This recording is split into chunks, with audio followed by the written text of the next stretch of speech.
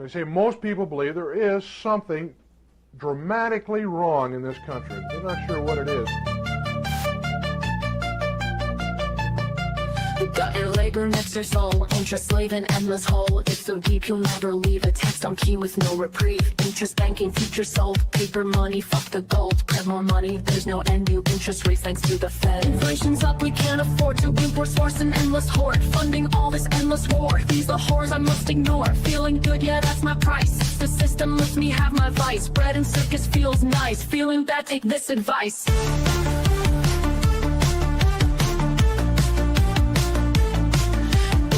Just take this pill, watch TV, smoke weed and chill. Football parties, man the grill. Watch some porn, drain your vril. Endless pleasure, wait until the lights go out, the lights are out. Holy fuck, the lights went out. The lights go out, the lights are out. Holy fuck, the lights went out. Never thought that this would happen. Should've prepped instead of fapping. Tires screeching, people scream. Living nightmare, not a dream. There goes all my dopamine, wiping off my jerk off cream. I'm flabby, weak and unprepared to own a gun. I'm really scared. Water filters, batteries, cans of food and MREs. I really should've bought that shit before the social fabric ripped. Atomize, I'm all alone, no internet, can't scroll my phone. The lights go out, the lights are out. The lights go out.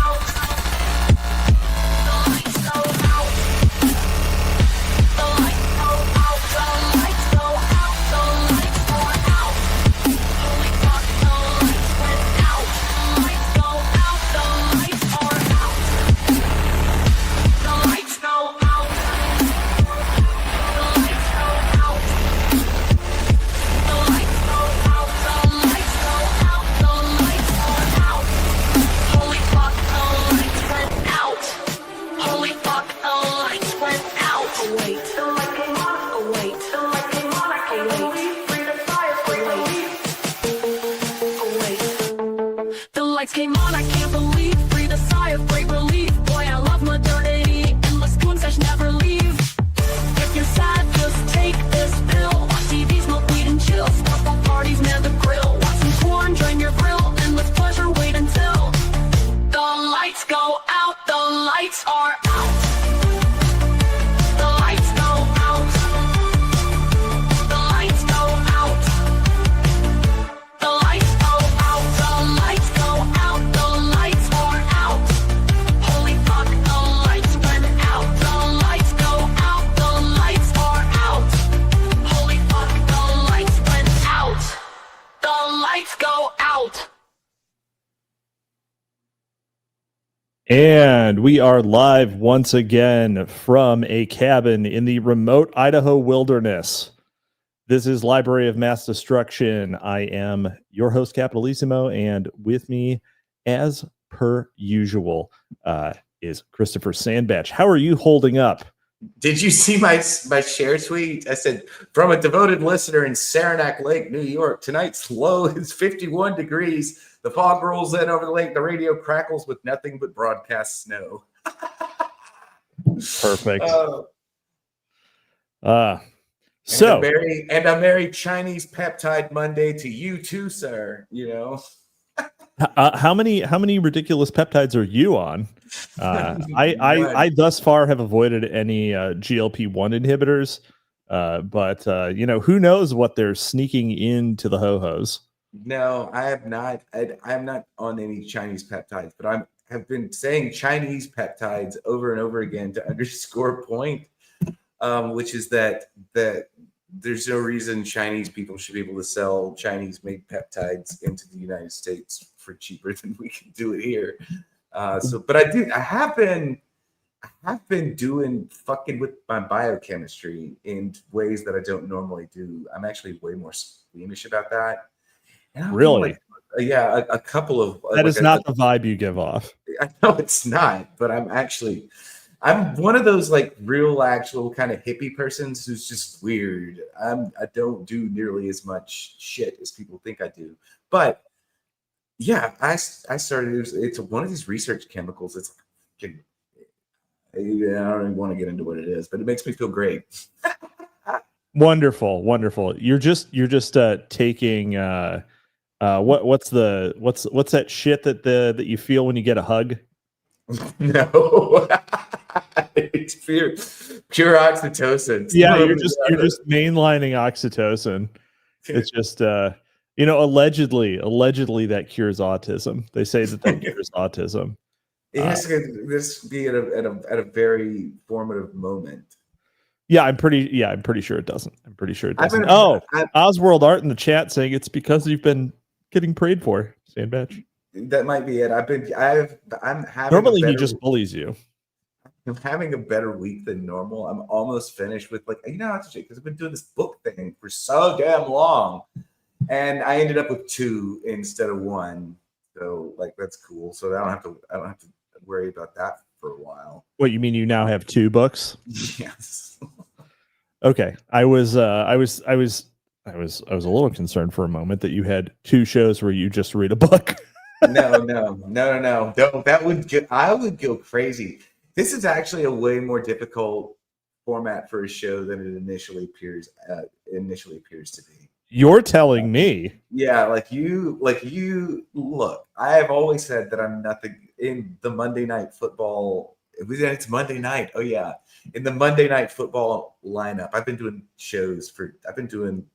live streams, podcasts, that sort of thing for almost 10 years now. And I have never been a good first mic. Never. Not once. Just not the role you want. I'm like the Howard Cosell guy. But that has its own challenges too. I have to be entertaining. That's right. Fortunately for you, I'm leaving a lot of gaps for you to be entertaining in. Given that I'm known for my drollness. That's right. So yeah, what I had something to say. Oh yeah.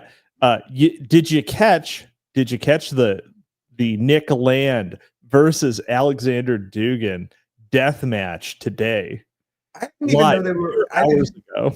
I didn't know they were arguing against one another. No, I didn't watch it because I've been Nick Land's strongest soldier on Twitter for the last 3 days, and I'm I didn't even care.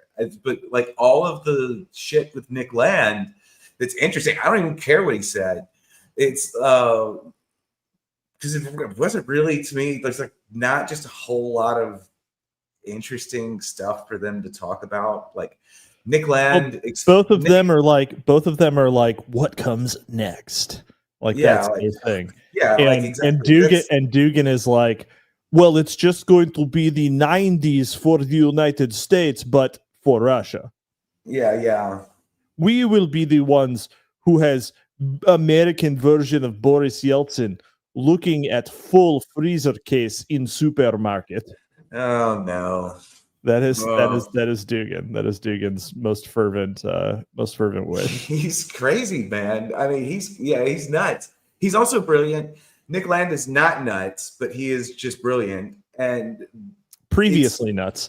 Yeah. The previously temporarily insane. He used to be he used to be crazier than he is now. And he's better. I think he's better than he is now, than he ever had. But it's more interesting when it's just him talking about his own. Nick Land's best format ever. He's one of those guys whose best format is to agree to do a podcast, and then it turns into him theory selling with grad students for 4 hours. That's the best ones. There was always go ahead. Yeah, it's just if you can't get that version of Nick Land, why get Nick Land at all? He's he's the most. It's one of the best things ever. I will say that I am still mutuals with outsideness, his previous Twitter profile. Yeah, and he was my mutual when I had under 500 followers. Dude, you know what's wild? You know how I got the follow from? I got the follow from Nick Land. I was at 665 followers. I said, I want Nick Land. I want Xenocosmography for 666, and he was like, okay. Amazing. Yes. Amazing. I am pleased to say. Also,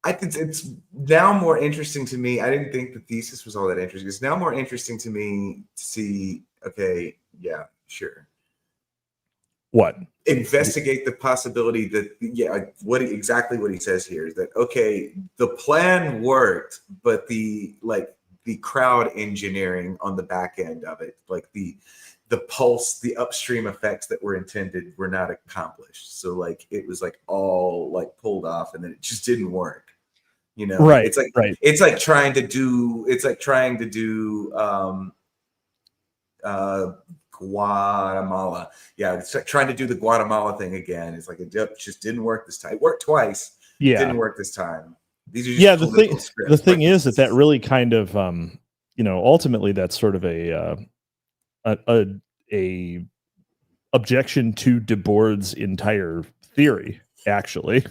Right, the idea that the spectacle is dominant, right? Well, I don't actually know that, or at least that the level of influence that a given person can have on it is significant and predictable and controllable. The way they're going to come at you is they're actually, they probably come at you back and say something like, well, it's actually, when we actually see it fail, it exposes failures and it gives us better data to like determine what a success looks like. And so like the basic concept here that he's ripping on is that he's taking Carl Schmitt. This is like Carl Schmitt's so you're saying he's a Nazi. Yeah, this is the European shit, and there's Nazi radiation all over all the European shit. But the basic idea here comes from Schmitt, which is the political script, and by naming it a script, okay, we're already subjecting it to the language of performance. Okay, so this is something that goes out to be performed, and like that basic idea that we're building up here is that the CIA, the agency, have their massive data structure, and everything trickles up to this like little box theoretically of scripts. And this is the way all spy fiction tends to. This is the way it's the woke, right? This is the way all spy fiction tends to work too. Like if you ever read John, and you really should read John le Carre's Spy Who Came In from the Cold. I'll put it on my massive pile of like 100 linear feet of fiction that I still need to read. It's just like a special boost from me. But like this is again the basic concept is that there's this box of scripts. And so what we're investigating here now is this idea that, okay, the script worked, but the recipe, the script was wrong, and it didn't actually produce the effect it was supposed to. Sure. So there's like a whole deck of these things, and sometimes it works and sometimes it doesn't. And that's the basic gamble that all of these agencies are playing.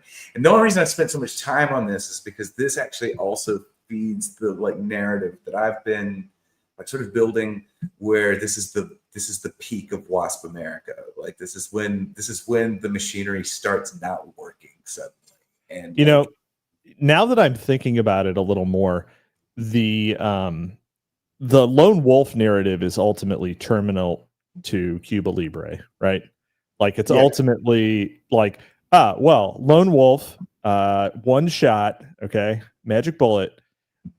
Then it clearly wasn't Cuba because it was this guy who's not a Cuban, and he acted alone. So, QED, not Cuba. Doesn't that, it's a little funny, and I suppose he's probably going to get into this, that essentially the Warren Commission's bogus ass report was another op, right? Yeah. Like, right, yeah. And the Warren Commission's report is a known op. It's obviously an op. Everyone acknowledges it's an op. I think that even the people who almost nobody believes the allegedly dominant narrative of Lee Harvey Oswald being the lone gunman with a single bullet, right? Almost nobody believes that. the only people who believe that. No, it's not even like. There's like 10 boomers left who believe that. I don't think there's anybody who does. I don't think anybody believes it, actually. No, I don't think there's anybody. Nobody. But that does mean that the Warren Commission report is an op. Yeah, right. Yeah, it's another one of these cards. Yeah, we're going to do like that's a widely acknowledged op. This one boomers do tend to believe in, and that's the idea of the special ribbon, the blue ribbon committee from the U.S. Congress. It's like, no, if you ever look into the rules on those things, there's actually no section at all that says any of them ever have to tell the truth. You know? So anyway. So this is when the WASPs finally eat shit. Well, it's like the failures stack up to such a point that, and then there's this whole operation. They got demographically replaced by the Catholics, and then they freaked out and engaged in political violence. But this is where the new left. This is where like the new left and the red diaper babies and all of them, and this is where they come from. Like I've talked about this. The right wing progressive more or less get ejected after Bay of Pigs, and even the Democratic sort of like old guard gets like replaced with all the essentially the Democrat Party that you see today, and like it's just wearing, and from here on out, it's just been wearing the skin suit of the. From here on out, everything's been fake and gay. Yeah, pretty much. All right. Including this. This is the fakest and gayest, and then everything else. Right. Everything else is faker and gayer from then on. Like shockwaves of gay fakeness spreading out in a pond. All right. Let's see. JFK Dallas. Integrated convergence of public opinion around military invasion of Cuba. In place of this was offered a spectacle of a very different but equally integrative kind. Oswald is a fuck. I literally just said it. He's successfully dog walked me to this conclusion. In place of this was offered a spectacle of a very different but equally integrative kind. Oswald as the lone gunman, tantamount to the substitution of the enemy from without by the enemy from within. Therefore, along with other parapolitical scholars such as Scott, I can postulate a two-phase operation, but one in which the two components are in active opposition. There we go. We're going to do it. Now we're doing parapolitics. We're genuinely in the realm of left-wing schizo shit here. This is beautiful. Yeah. This is good. This is good. Blue and on pseudo patriots are in control. Yes. All right, we're doing the footnote. We're doing the footnote that bleeds onto the next page. It needs to be mentioned here that many conspiracy theorists, such as Mark Lane, interpret Phase 1 and 2 as interlinked sequences of a single covert plan. For whatever reason, JFK was assassinated by elements from within the National Security Services, and Oswald was framed as a Cuban and or Soviet agent, precisely so that the political and media establishment, with a capital E, would cover up the crime on behalf of the perpetrators by committing themselves to the politically far safer media image of Oswald as lone gunman. In other words, the evidence of Oswald's Cuban links was a form of clandestine political blackmail that threatened World War III. The non-covert but equally spectacular agencies of both the government and the media would therefore be forced to both deny the presence of a conspiracy to kill the president and to insist upon Oswald's identity as a loner. Lane generally, for me, this is that was his citation. He didn't pick a page, right? For me, the obvious difficulty with this interpretation is, apart from the staggering level of political and military risk that it would have involved, is that it is far too complicated, involving far too many actors. Employing Occam's razor again, I feel that the optimal theory to pursue is that of an operational de-linkage between Phase 1 and Phase 2. While just that both phases display the logic of the spectacle. And this, in turn, requires understanding the assassination as a false flag operation directed against Cuba. I mean, I have not read Mark Lane's assessment of this, but Randall Shirker seems to have read it. Mark Lane mentioned, yes, he sure has.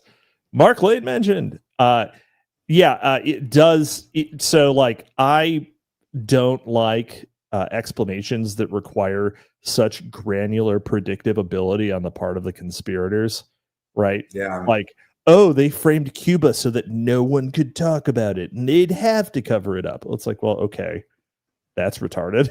Like, it's totally dumb. And they're like, it's like essentially true also that very cool idea, but it is actually cleaner to just say that there are, and this is a problem with actually with Wilson's phrasing of the dual state, right?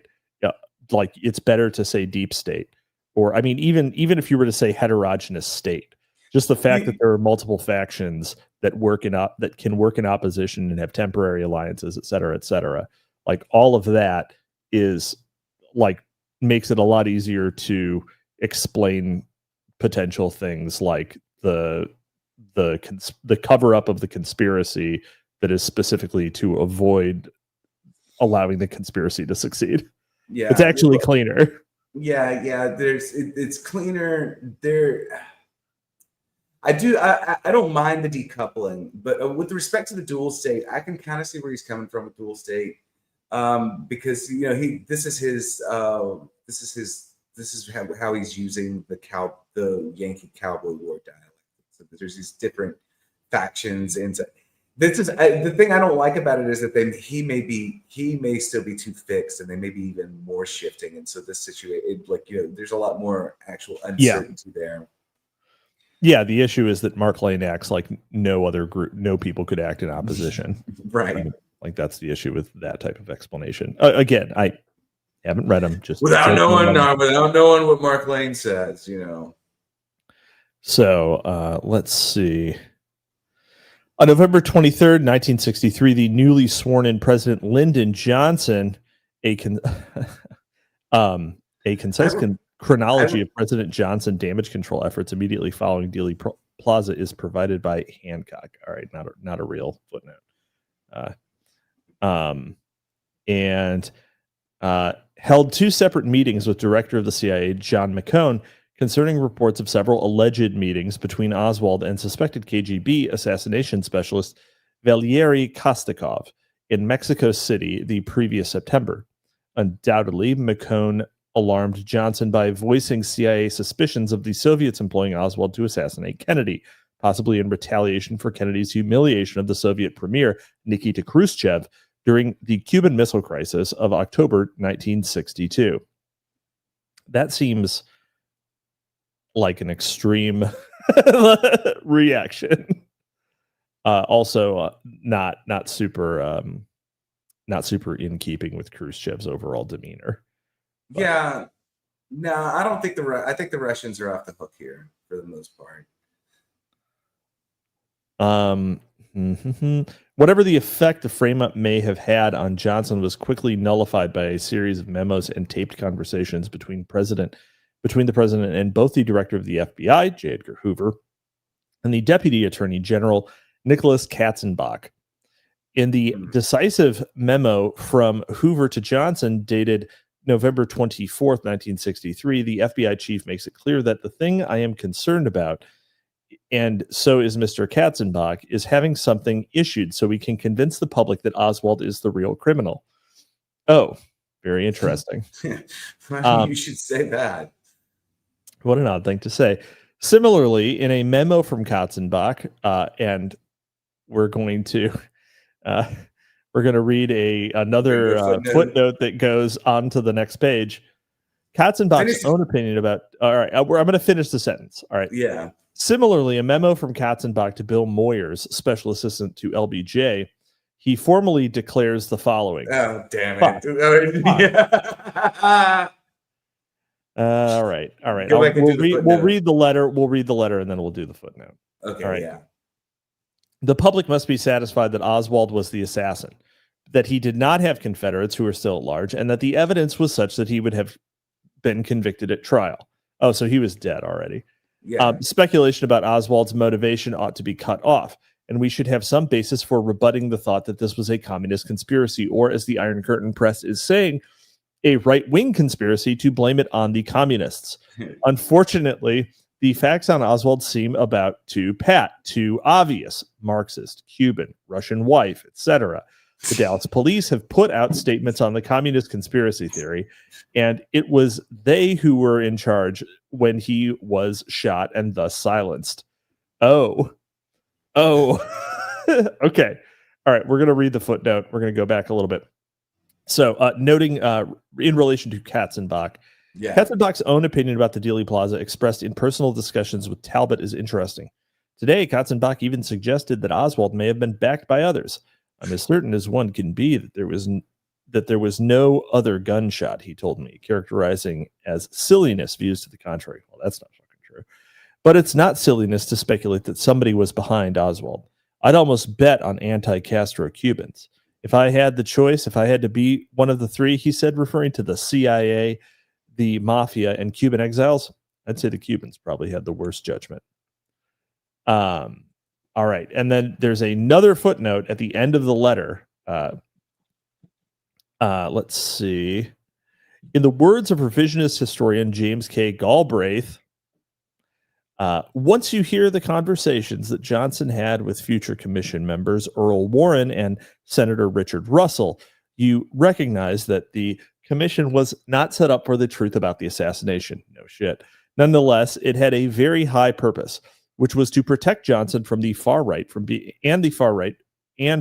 stamped into nuclear war. This is the haunting risk that keeps Johnson awake nights throughout his presidency. On Johnson's efforts in suppressing any possible connection between Oswald and either Soviet KGB, Morley, all right. In a television interview given just prior to his death in 1970, Senator Russell publicly declared that he never believed that Lee Harvey Oswald assassinated President Kennedy without at least some encouragement from others. And that's what a majority of the committee who wanted to find. I think that someone else worked with him in the planning. All right. In a striking covert move that directly anticipates Nixon's behavior 10 years later during the Watergate scandal, Johnson deploys the FBI to clandestinely override the CIA in its estimation of Oswald's Cuban connection.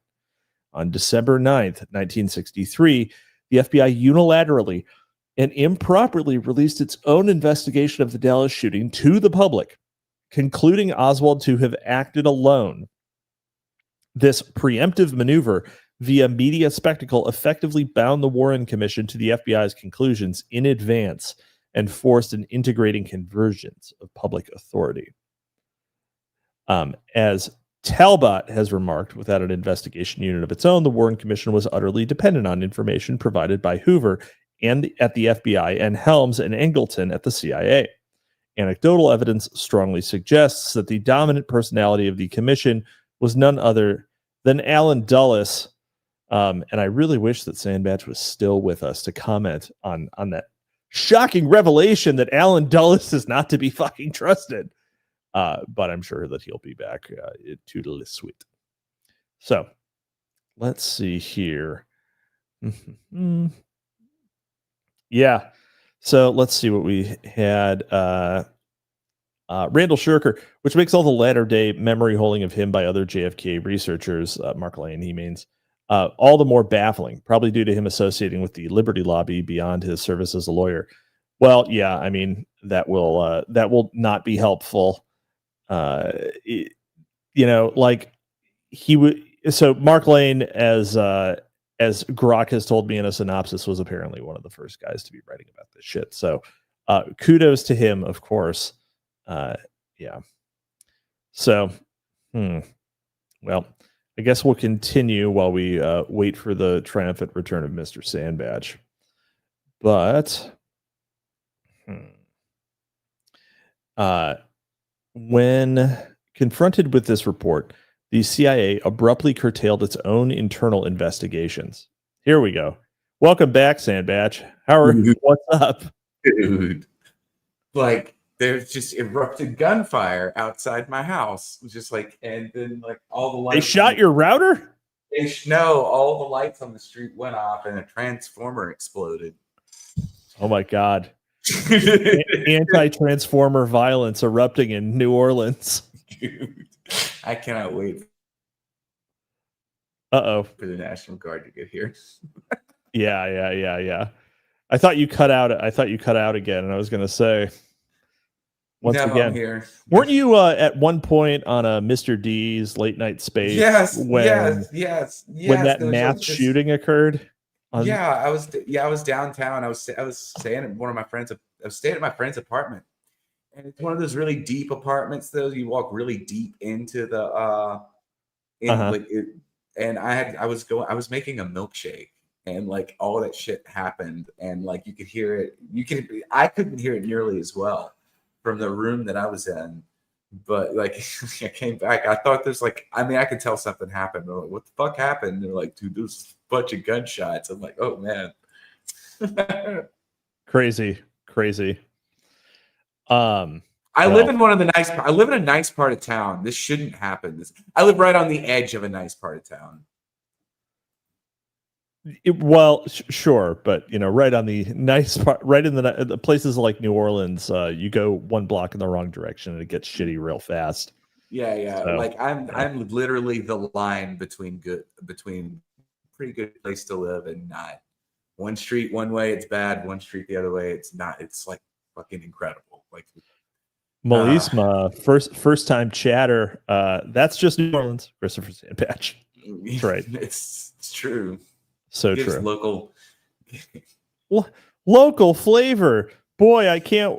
Boy, they're really going to ruin all of this when the National Guard shows up. Yeah. And, oh no. Has regular ass law enforcement. We don't have the recipes yet. We don't have we forgot that we don't have the technology. We forgot how. When confronted with this report, the CIA abruptly curtailed its own internal investigation and carefully followed both J. Edgar Hoover's and Lyndon Johnson's strong desire to adhere to the lone assassination interpretation. Both Deputy Director Richard Helms and Director of Counterintelligence James Jesus Angleton made sure that no evidence damaging to the lone assassin, no conspiracy thesis would surface, especially evidence that might implicate the Central Intelligence Agency or anyone associated with it. Helms, Angleton, and other leading CIA figures clearly preferred to blame the assassination on a lone nut than to allow a thorough investigation into matters their agency preferred to keep under the rug. Within Mexico City, most of the Phase 2 cover-up work was undertaken by the head of the CIA station, Winston Scott, who received a letter of commendation from the chief of Western Hemisphere Division, J.C. King. Your analyses were major factors in the clarification of the case, blanking out the really ominous specter of foreign backing. There is little doubt that Scott's Phase 2 work doubled as a cover-up for the whole series of CIA anti-Castro operations in Mexico City, including Leon Voy and Life At, however you want to pronounce the acronym. That any investigation into Oswald would have threatened to expose.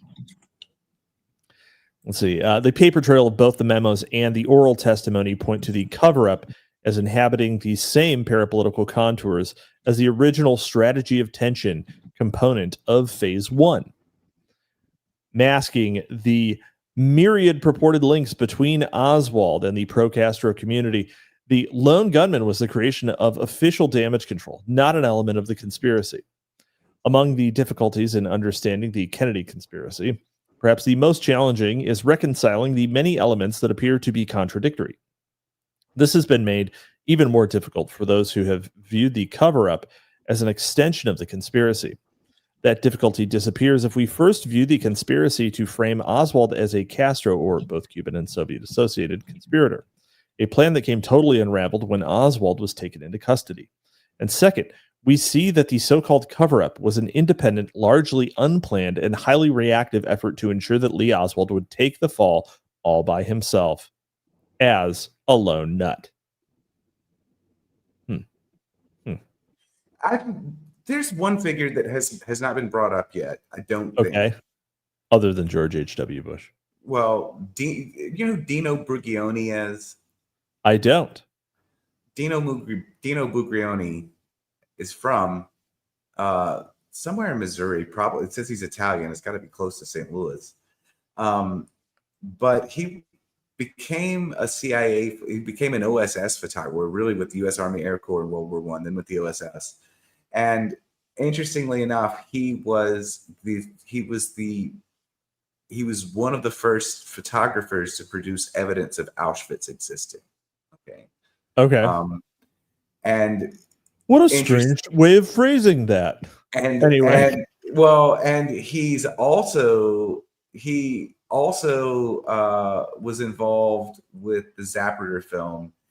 They examined because he was he's a forensic photographer. He's one of the in the wet works crew of the CIA. He's our guy in photographs. Okay, Got if it. that makes sense, And so he and his team examined the Zapruder film, and I think this is possibly on the 22nd, the night of the 22nd, 23rd. They may have gotten it really quickly, and they wrote a report on it. And like Brucchione put his story is, he claims that he that he didn't look at it again for 18 years, and then he was watching like some television show and saw the Zapruder film again for the first time in 20 years or whatever, and he said, that's not the film that I saw. And then there's this famous like 4 missing frames, that are like, to me, the bit of evidence that you have to explain The 4 missing frames. You have to explain Dino Brucchione to me, and unfortunately, this opens up tunnels to other places that are not discussable. But like, he's one of these figures that like you have to explain to me why he writes a report on this film, and then years later, as part of like it's either genuine revelation or part of a very long burning cover up. Like there's so many things, there's so many ways, so many things that have to come from this missing 4 pages that I get a little skeptical of anybody who doesn't specifically bring them up. So let's see.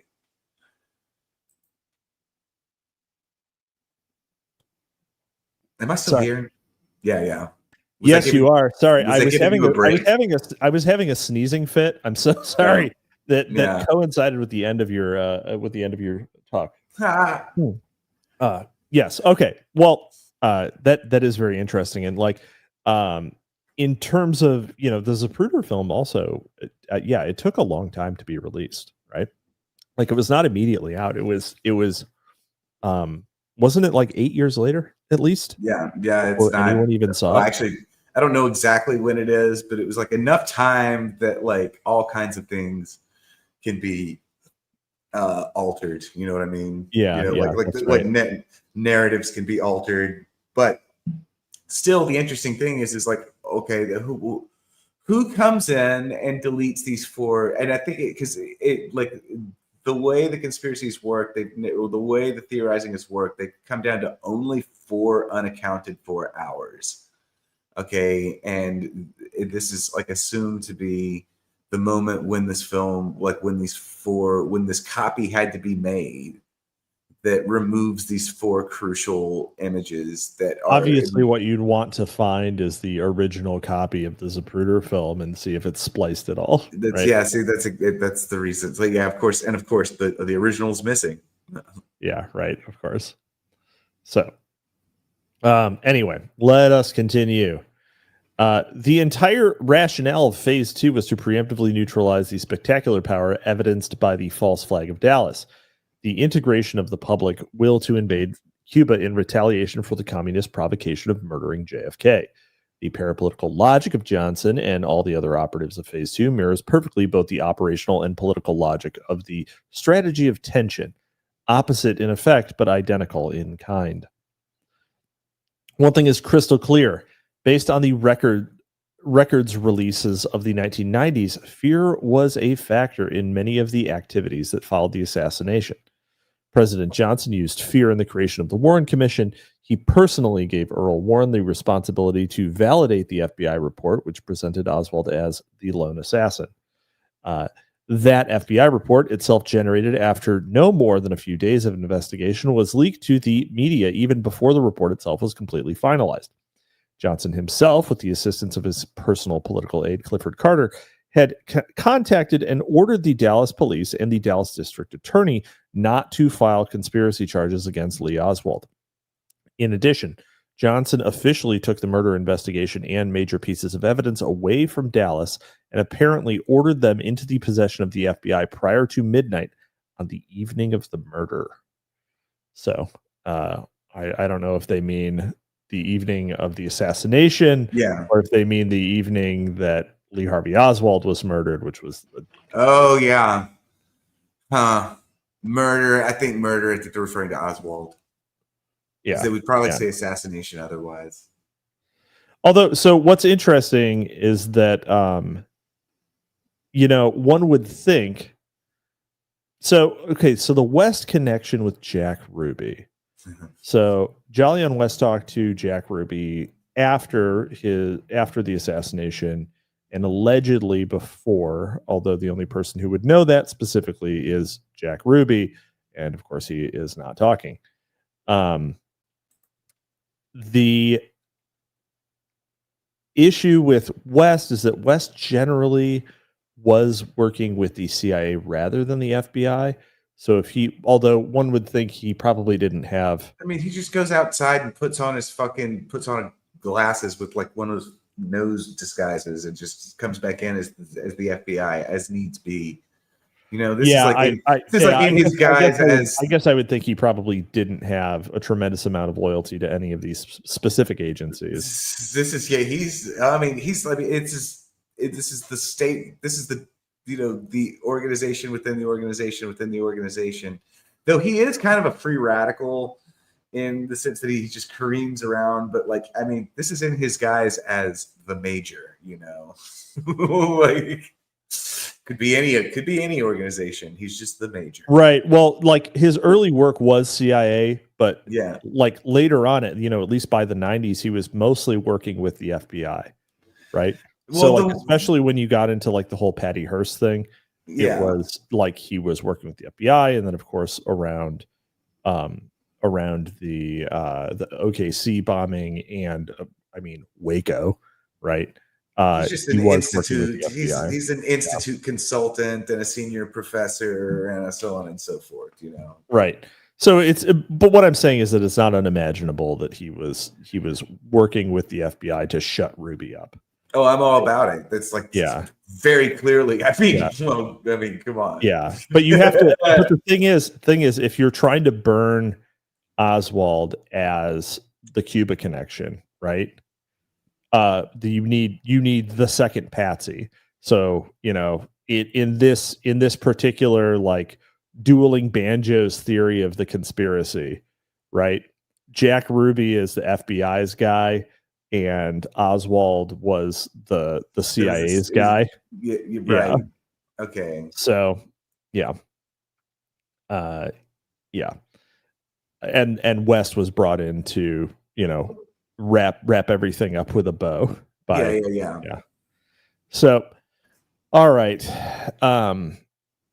The cross-purpose operating between phase 1 and phase 2, signifying the multiple divergences between the assassination and the cover-up, is itself prima facie evidence of the dualistic nature of the American state. The strategy of tension that was to result from the assassination phase undertaken by some sort of network of CIA/anti-Castro Cubans was covertly neutralized through the preemptive damage control phase executed by both the White House and the FBI through the ironic creation of a rival spectacle of their own, the Warren Commission.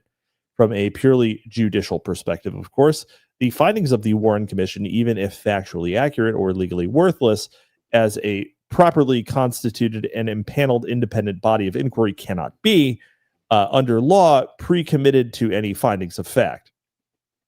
That was a similar. lot. What? That was a lot of words. Those are big words, boy. Those are some big words, boy. Yeah, no, just by saying that the Warren Commission was a fix, right, was an op, which everybody acknowledges. Like, everybody acknowledges it. Right. They even did another one. They did the church committees, and they're like, yeah, come on. Yeah. Randall Shirker does make a good point. Well, you know what they say about former CIA agents. That's right. That's right. They're just more. Yeah, I'm going to be an agent even harder now that I've retired from the agency. Right. The only thing you do when you retire from the CIA from the agency is agency even harder. that you just, there's no retirement. There's only sheep dipping, right? That's right. All right. Properly constituted under law, pre-commit. Yeah. So similar concerns may also be expressed concerning the autopsy of JFK, which appears to have been performed in total violation of prescribed forensic procedure. Not only was the body improperly removed from Dallas, the scene of the crime, and we're going to just go to the footnote.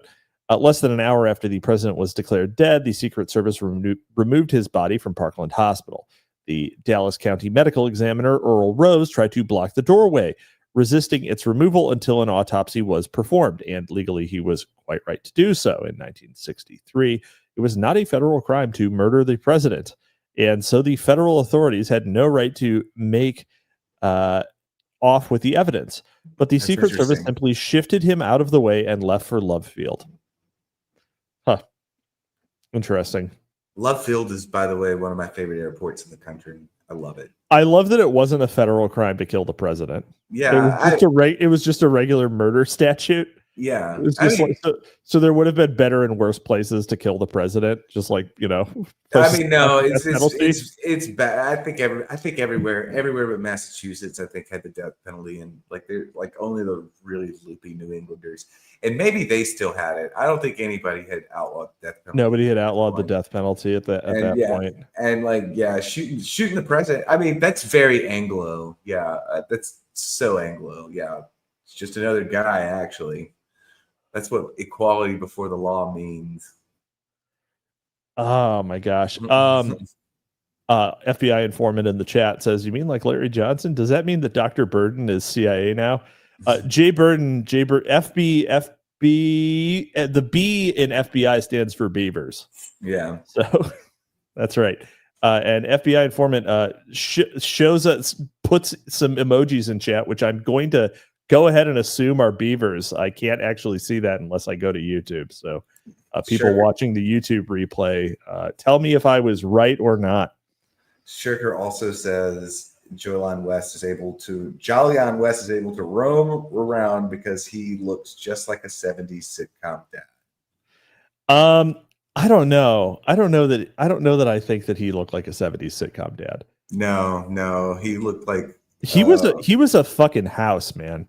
Like, that dude was huge in the 1970s. Actually, hold on, I'm gonna find it. There was a picture of him after immediately after coming out of talking to Jack Ruby. Oh my God, I can't find it right now. There's literally a newsreel of it, but I'll see if I can find it later. But anyhow, okay. Where did I leave off? Oh yeah, right in the middle of a sentence. Not only was the body improperly removed from Dallas, but the scene of the crime, but the post-mortem in Washington appears to have been directed to arrive at a preordained conclusion. At Bethesda Naval Hospital, Admiral George Buckley, JFK's personal physician, briefed the doctors with the information that the police had captured the guy who did this, and all we need is the bullet. Emphasis in the original. That whole quote was italicized. Let's see. Although enormously controversial, perhaps the most legally significant outcome of Jim Garrison's prosecution of Clay Shaw was the district prosecutor's exposure of deliberate and repeated violations of forensic propriety. Interesting. That was what the entire wealth of the city of New Orleans was spent on. Yeah. The Jim Garrison snipe hunt. Yeah. Yeah. Hey man, it's good to want the truth, Yeah, we love a truth seeker around here. That's right. If, however, the clandestine modus operandi of Phase 1 was counterintelligence, then that of Phase 2 was disinformation.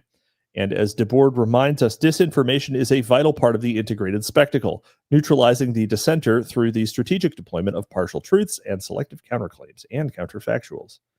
The covert magic of disinformation is that the signaling of its presence operates solely through slanderous imputation. In a world that really has been stood on its head, truth is the moment of falsehood.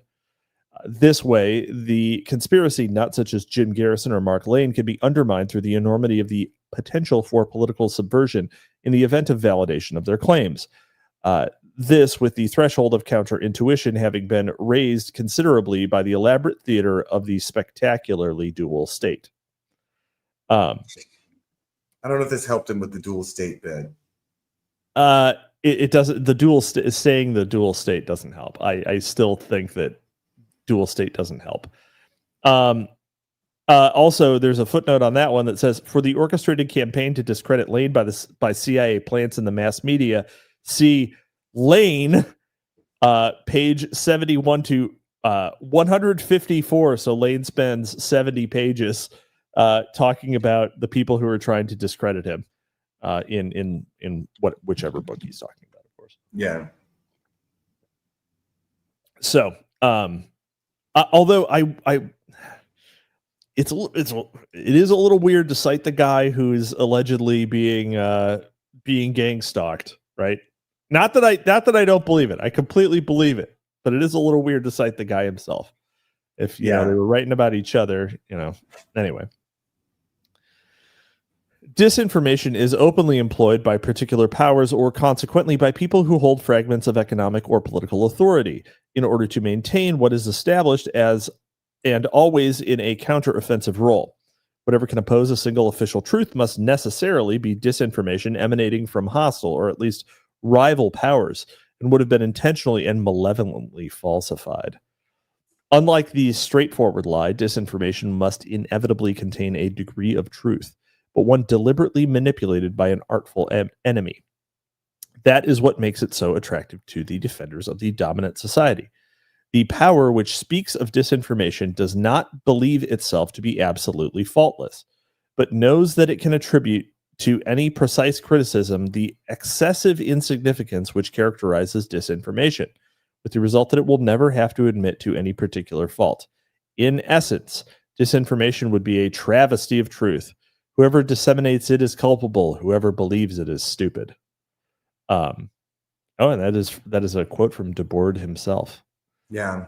So the game theoretical state of information war. Yeah, I'm about it. I'm all on board with it. By the way, if you're interested in following along with Nick Land, these are Nick Land's priors. Oh yeah, no, for sure. Yeah, wait, did he ever work on Debord? I think so. I don't know. I don't know if he worked on. I don't know if he. I don't think. No, not like explicitly, but like the concepts and the theories do appear. Let's see. Randall Shirker. Of course, it was referring to the JFK autopsy. The House Select Committee on Assassinations concluded JFK's autopsy was one of the most botched in history. Yeah. Actually, he actually had no bullet wounds. Yeah, I've actually never understood this bit because I'm like, well, it seems pretty clear what killed him. He had no bullet wounds. The bomb came from there was a bomb planted in the base of his skull. Yeah. Boomers are so procedural though, and they love procedure. Yeah, I mean, it's if there was an independent autopsy, then stuff wouldn't have been. I mean, it's just another point, right? Like, if the autopsy was also controlled by the same, like, then you have a single source of information. You know what I'm saying? So that does make it actually suspicious. Just sort of like another, like not doing toxicology on George Floyd or something. Anyway.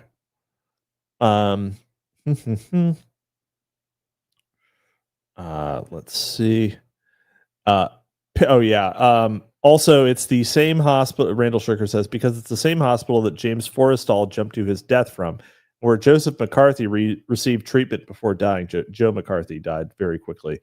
So there's a lot of spook shit with it. Paradoxically, once understood as a failed exercise in the raising of the false flag, the political murder of JFK becomes, in terms of the coldly cynical logic of spectacular power, a remarkably trivial thing. It was a fake event that yielded an integration of inaction. What is far from trivial, however, and of far greater interest are the cascades of much wider parapolitical occurrences flowing directly from the successful integration of nothing.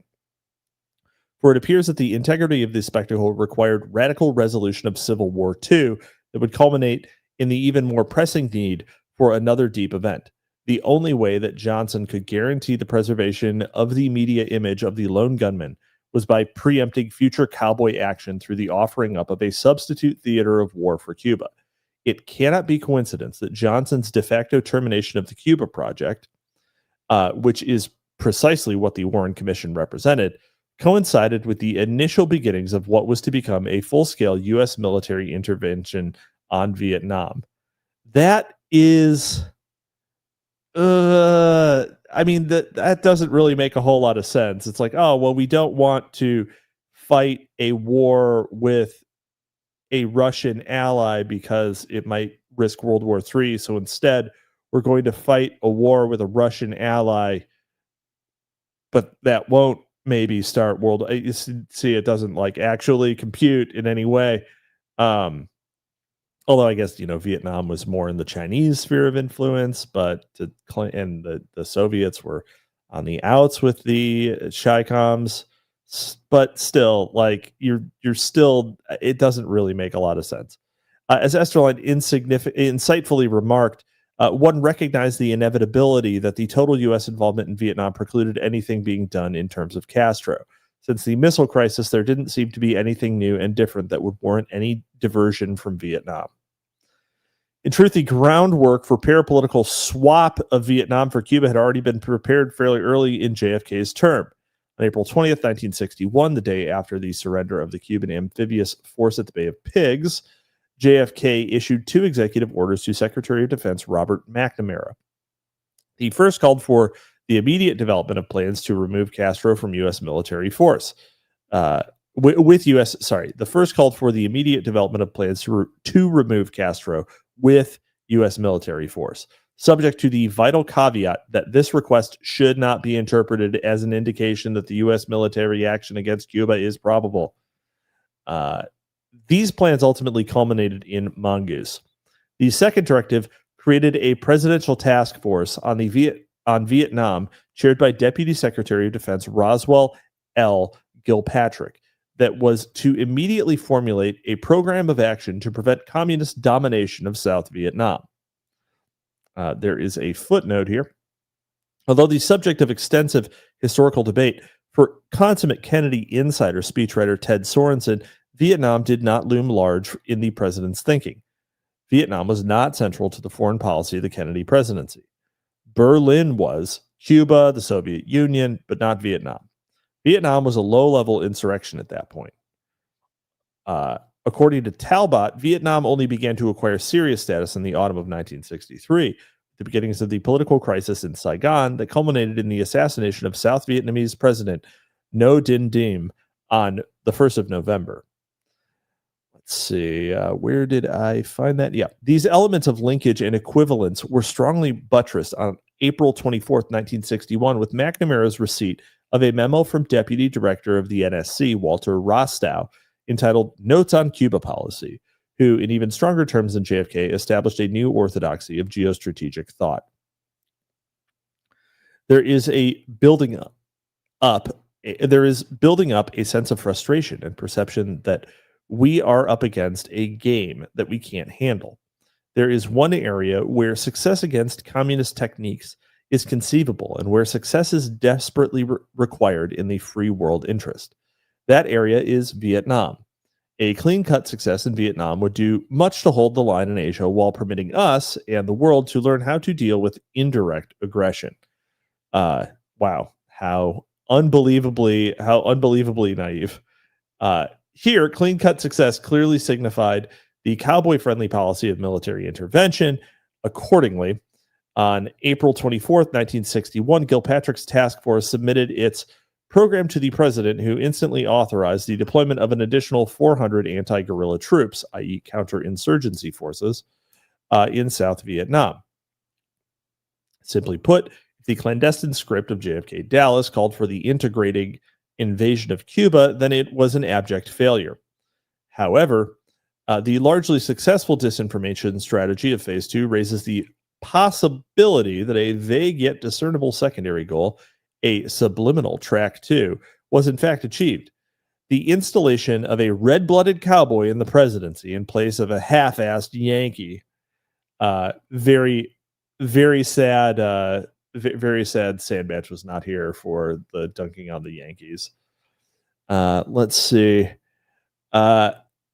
Melissa in the chat says, "Lol, clean cut Vietnam win." Yeah, no kidding. Like, very, very hopeful. Hope springs eternal, doesn't it, folks?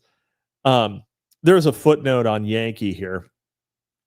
Kennedy, despite his Irish Catholicism, was an establishment figure. His introduction to the establishment arose from his support of Britain in opposition to his father in the critical days of the American embassy in London in 1968 to 1940. His acceptance into the English establishment opened its American branch as well.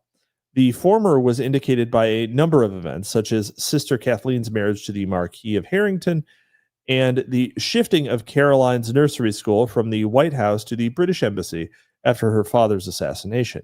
Another indication of this connection was the large number of Oxford-trained men appointed to office by President Kennedy.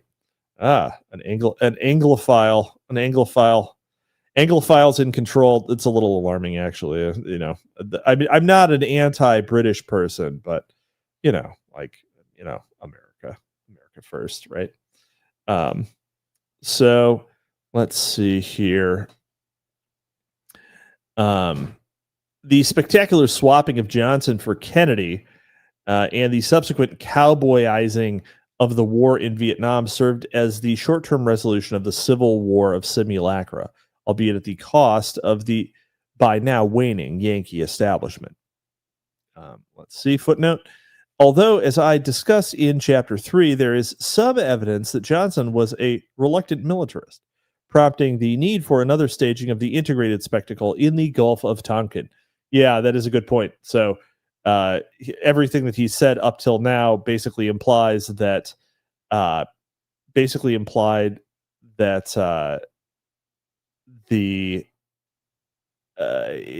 wouldn't. It basically implies that Johnson didn't actually want to invade Vietnam. So why did we get the Gulf of Tonkin incident? And so now, so that does mean that Wilson has to go back and explain that particular objection.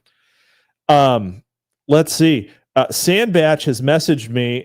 They came and turned off the power to fix whatever the hell went wrong. So I'm going to see it. Hopefully he can get on with your phone, mother friender. There we go. All right. Okay. So yeah, F's in the chat for Sandbatch. Let's give him some power. He needs a good dose of power, a certain kind, perhaps even some kind of color of power would be helpful for him. Let's see. Comparative reading of the two of the most important national security documents of this time provides some compelling circumstantial evidence for my Debordian hypothesis. The first document prepared for JFK was the National Security Action Memorandum, NSAM, of 263 of October 1963. At a meeting on October 5th, 1963, the president considered the recommendations contained in the report by Secretary Robert McNamara and General Maxwell Taylor on their mission to South Vietnam. The president approved the military recommendation contained in Section 1B, 1-3 of the report, but directed that no formal announcement be made at the implementation of plans to withdraw 1,000 U.S. military personnel by the end of 1963. It remains the central object of the United States in South Vietnam to assume the people and government of that country to win their contest against the externally directed and supported communist conspiracy. The test of all decisions and U.S. actions in this area should be effectiveness of their contributions to this purpose. RIP. The objectives of the United States with respect to the withdrawal of U.S. military personnel remain as stated in the White House statement of October 2nd, 1963. National Security Action Memorandum 263 has to be read and understood in light of a meeting of the National Security Council on the evening of October 2nd, which was convened specially by JFK to discuss the McNamara-Taylor report. What ensued was, as McNamara said, heated debate about our recommendation that the Defense Department announce plans to withdraw U.S. military forces by the end of 1965, starting with the withdrawal of 1,000 men by the end of the year. Once discussions began, we battled over the recommendations. In fact, the so-called McNamara-Taylor report had been drafted by the Kennedy brothers themselves. While on their fact-finding mission to Vietnam, McNamara and Taylor would cable their daily summations to Marine General Victor Krulak, Special Assistant for Counterinsurgency and Special Activities for the Joint Chiefs of Staff from February 1962 to January 1964, at Pentagon, who would deliver them regularly to the White House. Both John and Robert Kennedy would dictate the final version of the text directly to Krulak, who would then return to the Pentagon. When the secretaries finished typing up the report in Krulak's office, it was then bound in a leather cover, flown to Hawaii, and placed in the hands of McNamara and Taylor on their way back from Vietnam. They read the report on their flight to Washington and presented it to Kennedy at the White House on the morning of October 2nd. What the fuck? That is I mean, God, that is a crazy workflow. Like just in terms of logistics, that is a crazy workflow. I mean, I guess good on them for the industriousness, but goddamn, I can't imagine. I can't imagine. So okay, yeah. So, but this is just the president. Basically, this is the president and de facto assistant president RFK stating exactly what they want in the form of a report that is allegedly from his subordinates. Say that's a component of a spectacle, just in terms of the governance, and shows the incredible amount of back channeling that Kennedy did, especially assuming that when this report was finally delivered, that the Joint Chiefs of Staff were essentially, were not in the know, right? They were not in the know that this was in fact drafted by JFK himself. The military implication of the conclusion of National Security Action Memorandum 263 now becomes clearer. Section 1, conclusions and recommendations. B, recommendations. We recommend that a program established to train Vietnamese so that essential functions now performed by U.S. military personnel can be carried out by Vietnamese by the end of 1965. It should be possible to withdraw the bulk of U.S. personnel by that time. Let's see. Unequivocally, the goal was to withdraw after victory by 1965. In truth, the sticky question lay on deciding when, if ever, the ARVN, i.e. the South Vietnamese Army, had reached the elusive performance level. We did this again, as you probably all recall, in the Great War on Terror. We once again failed to train the locals to replace the United States. We just were, I don't know, too beefy, I guess. Oh, and we have a guest, Sandbatch. Welcome back. I'm on my cell phone. That is fine. I forgive you. I forgive you for only 9%. So, well, actually, I think I could probably find a way to jank it, so we can keep going. Sweet. You're making some jankum, you said? Janking it. Janking it. You're just jorking it for power. You got to get like a phone that has a little servo in it, so if you shake it, it'll just recharge. It's like is that a thing?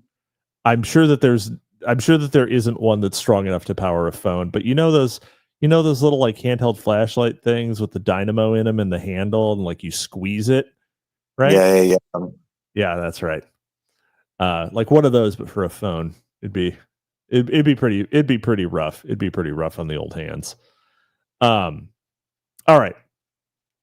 So I'm not sure when you dropped off, but essentially we're talking about LBJ trying to redirect the Cowboys by throwing them an easy W in Vietnam.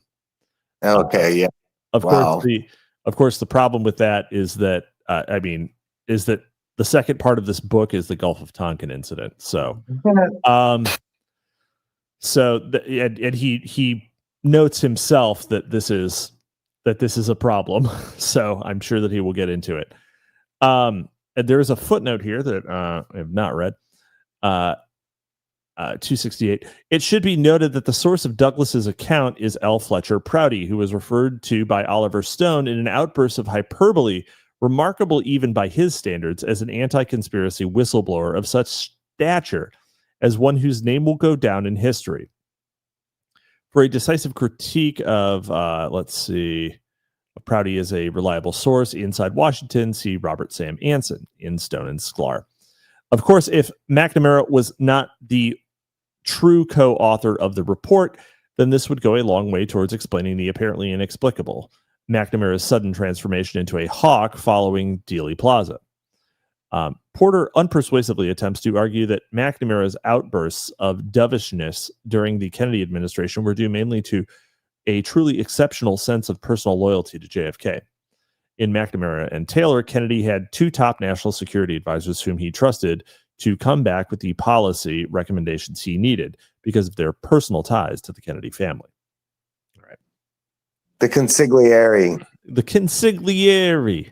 We got a major domo on our hands. I don't know what the Irish mob calls them, but that's what the Kennedys are. They're Irish mobsters. I don't know what the yeah. Come on. Me patties. Me patties. Sponge boy, me Bob. In accordance with the program to train progressively Vietnam to take over military functions, the Defense Department should announce in the very near future presently prepared plans to withdraw 1,000 U.S. military personnel by the end of 1963. This action should be explained in low key as an initial step to the long-term program to replace U.S. personnel with trained Vietnamese without impairment of the war effort. While National Security Action Memorandum 263 does not by itself offer definitive proof that JFK intended to gradually withdraw from Vietnam, and footnote here, no issue in the interpretation of U.S. policy on the road to war in Vietnam has stirred so much controversy as the role of John Fitzgerald Kennedy. Let's see. The interpretation offered by Logval impresses me as most judicious. Kennedy was ambivalent about Vietnam, more so than many of his top aides. He also was more resistant than most to making an unequivocal American pledge to preserve an independent, non-communist South Vietnam, and he repeatedly made clear his opposition to using American ground troops in the war. He wanted out of the war and probably said so privately to like-minded people. But this says little about his actual intentions in the autumn of 1963. Whether JFK was the co-author or not, the McNamara-Taylor report had accomplished the major task set for them by Kennedy, to produce a consensus paper and bring back from Saigon a plan he could call a policy. Upon landing back in Washington on the 2nd of October, McNamara went straight to the White House, where Kennedy approved the recommendations and ordered the gradual implementation of a selective pressures policy.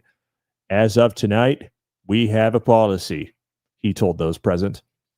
According to presidential speechwriter and consummate Kennedy insider Ted Sorensen, JFK thought that the Vietnam imbroglio was going to be this nation's severest test of endurance and patience. He was simply going to weather it out, a nasty and untidy mess to which there was no other acceptable solution. Let's see. Perhaps the simplest way of reconciling opposing academic viewpoints is to understand JFK's limited prevarications over Vietnam as just one more example of a preference for two-track approaches. Let's see.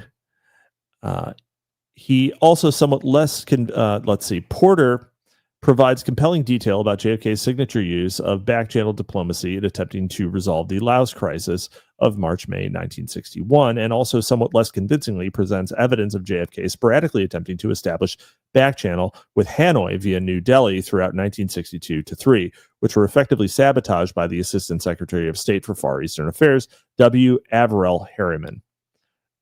He was just like, he knew if you start working with Jeets, it will never end. There's no shortage of them. That will may never- be the first example of U.S. use of Indian IT. All right, I'm changing devices again. My power came back on. Godspeed, sir. All right. And then we're back on the other page. Let's see. While National Security Action Memorandum 263 does not by itself offer definitive proof that JFK intended to gradually withdraw from Vietnam, it does provide unambiguous evidence of absence of the political will in the Kennedy administration to authorize full-scale military intervention at the time. I am going to sneeze. All right. Excuse me. Damn it. The second document at the time, hold on, another gigantic fucking footnote. All right, we're doing it. We're gonna read some of this. All right, welcome back, Sandbatch. There we go. All right. Okay, FBI informant. All right. Let's see. Oh, Melisma sends $10. No comment. Thank you, sir. Very much appreciated. And Gracias, senor. Gracias. Penultimo says, "Man, I missed most of it." No, you didn't. When you chatted that, sir, we were only an hour in. So, let's see. Randall Shirker. I will say, if you believe Operation Cyanide, Peter Honen's thesis on the USS Liberty, you could view LBJ's machinations there as an escalation of the cowboy war they wanted. Mit nukes. With nukes. Yeah. I actually know embarrassingly little about the USS Liberty event. I really don't know anything about it except that Israeli planes shot an American ship. I'm like, oh, that's all I really need to know about that one. Yeah, the thing is that the USS Liberty is really something that it's a meme to say, hey, do you think Israel is really our greatest ally? You should research the USS Liberty. But if you already don't think that Israel is the US's greatest ally, you never research the USS Liberty. You're just like, oh, I was already convinced. Yeah. Don't need to read that. You mean it was the Israelis? Yeah. Yeah, it's like, I already thought it was the Israelis. Yeah, I didn't know anything about it, and I thought it was the Israelis. I only read books to convince me it's things other than the Israelis. My default assumption is always it's the Israelis. That's so true. That's so true. Oh my God. Yeah. Oh God. So many Randall Shirker. Oh no. Not the big footnote. Yeah. That's so true. Melissa, you weren't joking that half this book is footnotes. Yeah, no kidding. Like it's crazy.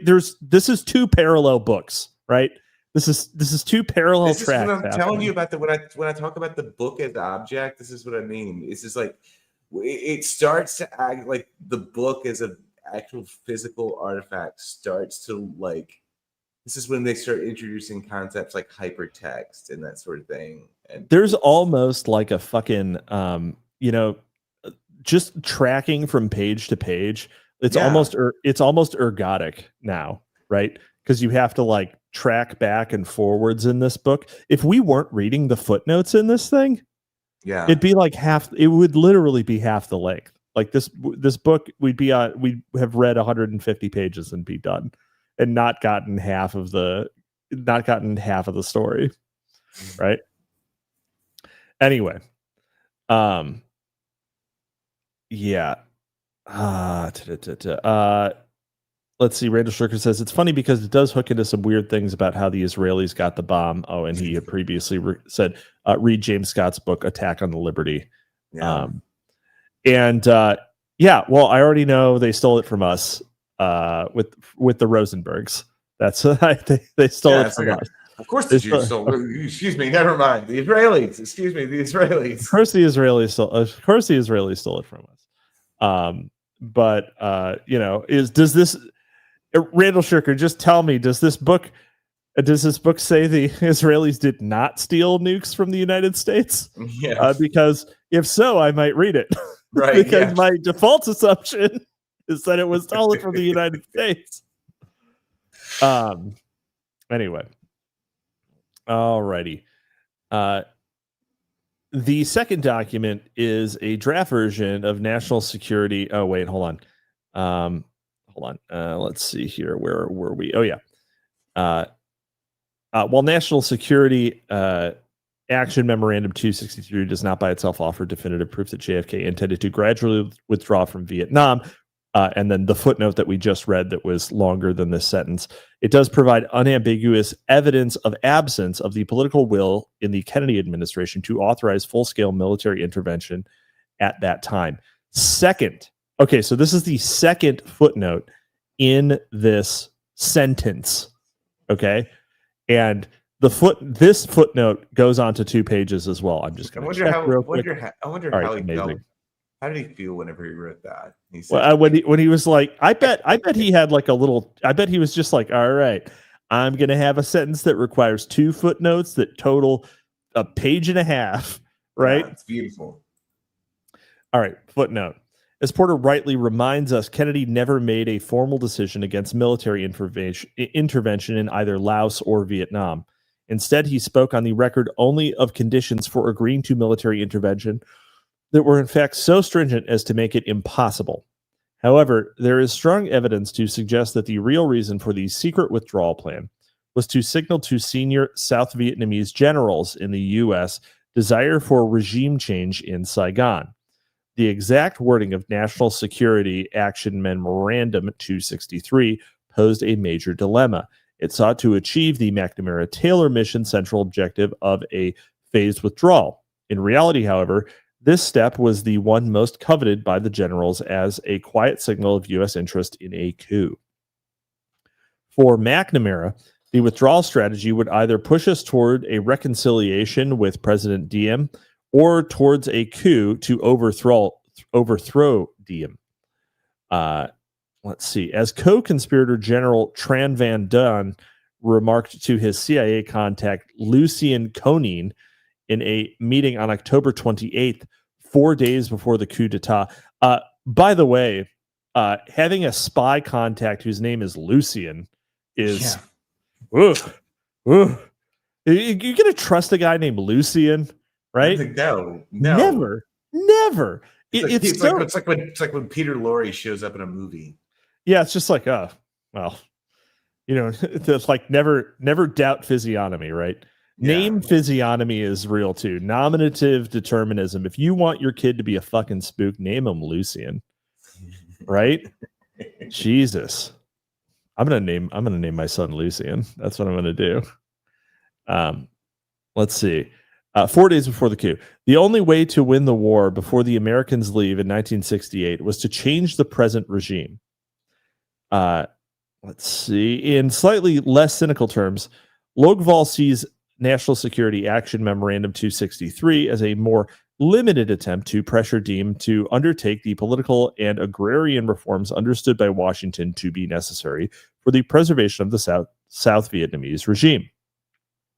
As for the 1,000-man withdrawal plan, it must be understood as being primarily a device to put pressure on Diem, as appearing at a time of general military optimism, or at least non-pessimism in the war, as being wholly conditional upon battlefield success, and as designed to neutralize growing domestic American concerns and counter the appearance that Washington was taking over the war effort. So the memorandum was a spectacle on multiple levels, is what he's saying. Okay. Yeah, it sounds right. All right. I'm here for it. It means anything other than what it literally said, right? The second document is a draft version of National Security Action Memorandum 263, or 273, excuse me, which was presented to Johnson for his signature on November 26th, 1963. However, this draft was actually prepared on November 21st. The president has reviewed the discussions of South Vietnam, which occurred in Honolulu, and has discussed the matter further with U.S. Ambassador to South Vietnam, Henry Cabot Lodge. He directs the following guidance be issued to all concerned. It remains the central object that the United States and South Vietnam to assist the people and government of that country to win their contest against the externally directed and supported communist conspiracy. The test of all decisions and U.S. actions in this area should be the effectiveness of their contribution to this purpose. The objectives of the United States with respect to the withdrawal of U.S. military personnel remains as stated in the White House statement of October 2nd, 1963. There are two important differences between National Security Action Memorandum 263 and the draft version of 273. One, all reference to Section 1B has been removed from the latter document. And two, the reference to the president in National Security Action Memorandum 273, drafted the day before JFK's murder, is to Johnson, not Kennedy. It was the vice president, not the president, who attended the Honolulu conference. The record confirms that the first and only president to ever review the discussions conducted at the Honolulu conference and further discuss them with Ambassador Lodge in Washington was LBJ. How do we know this? JFK never survived Dallas. He never returned to Washington to meet with Lodge or anyone else. He returned to Washington in a casket.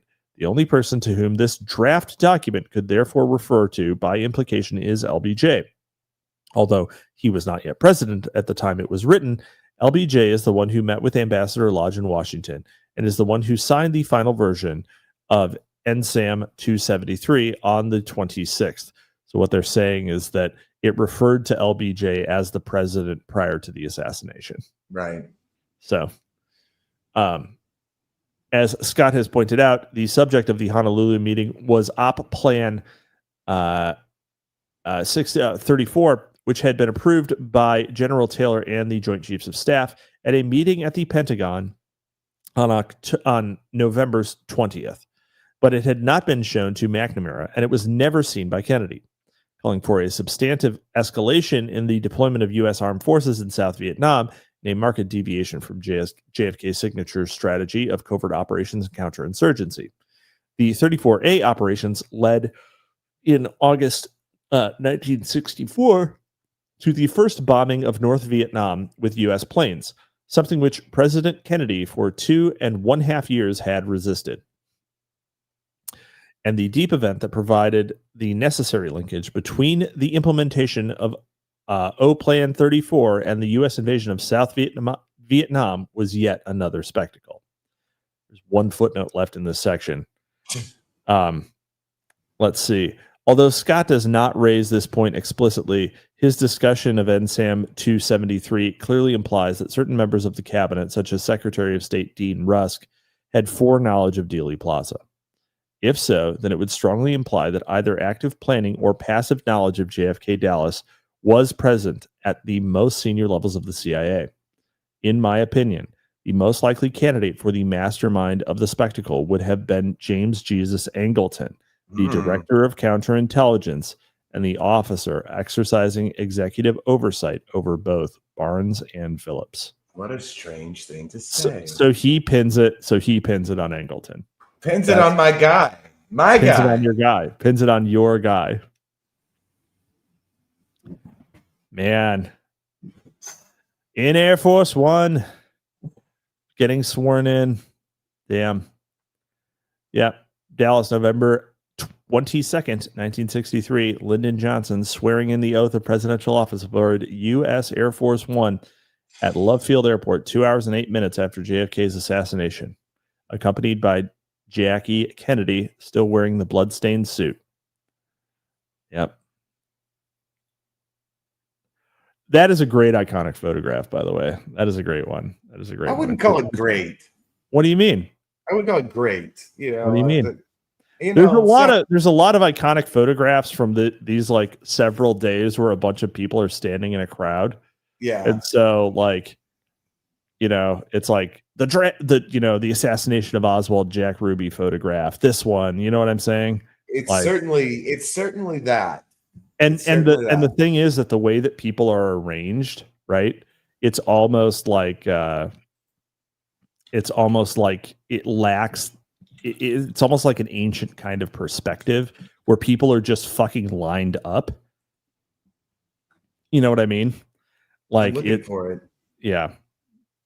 Oh, the image of Oswald being assassinated. Yeah. Yeah. Let's see. Yeah, the image of Oswald being assassinated. There's two in a row. But all right, this one. Oh wow.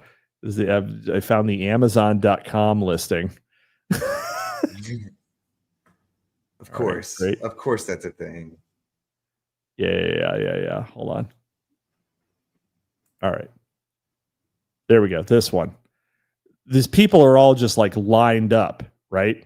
It's Right. almost like, it's almost like some sort of like medieval composition, because people aren't actually in the foreground and background in a way that is something that would be like a contemporary composition.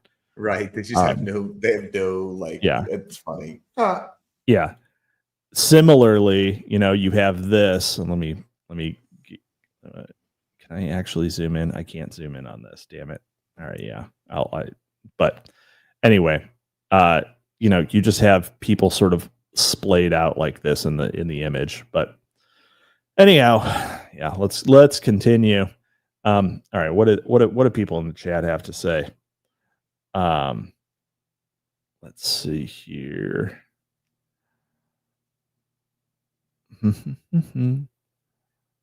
Randall Sugar. If Angleton is involved, there's the Israeli connection. Yeah. All right. Yeah. Fair enough. Let's see. Jonathan Hemingway in chat. Stormy Waters has attached the sharing of nuke secrets to Israel to James Jesus Angleton. Of Yeah. course. Yeah. I mean, I believable. If it wasn't him, it was someone. But I mean, they definitely got it from us. He liked them. He sure did. Really not earning that name. You know what? Mark against nominative determinism. Mark against it. He was, however, I hate to say it, there's that other word that I use sometimes. I don't know what you're going to say. This is a word that I only use on Telegram, so I'm not. I'm not going to repeat it here. But James Jesus Angleton was Catholic. Oh, okay. Well, whatever. Yeah, whatever. Whatever. The word is Judeo-Popism. I know.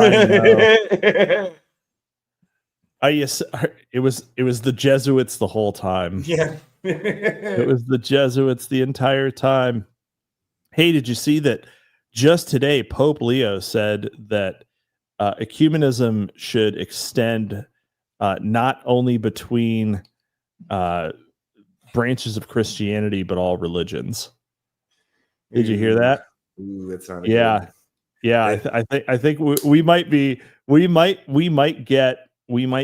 a lifting of the ban on Freemasonry out of this Pope. Because that's literally the main objection. That's the main objection to Catholics being Freemasons. Based American Pope. Yeah. We might get it. I don't know. Fingers crossed. I'd love to take communion. Damn. Anyhow. And here we are. All right. Section 3. We made it. The second case study. Let's see here.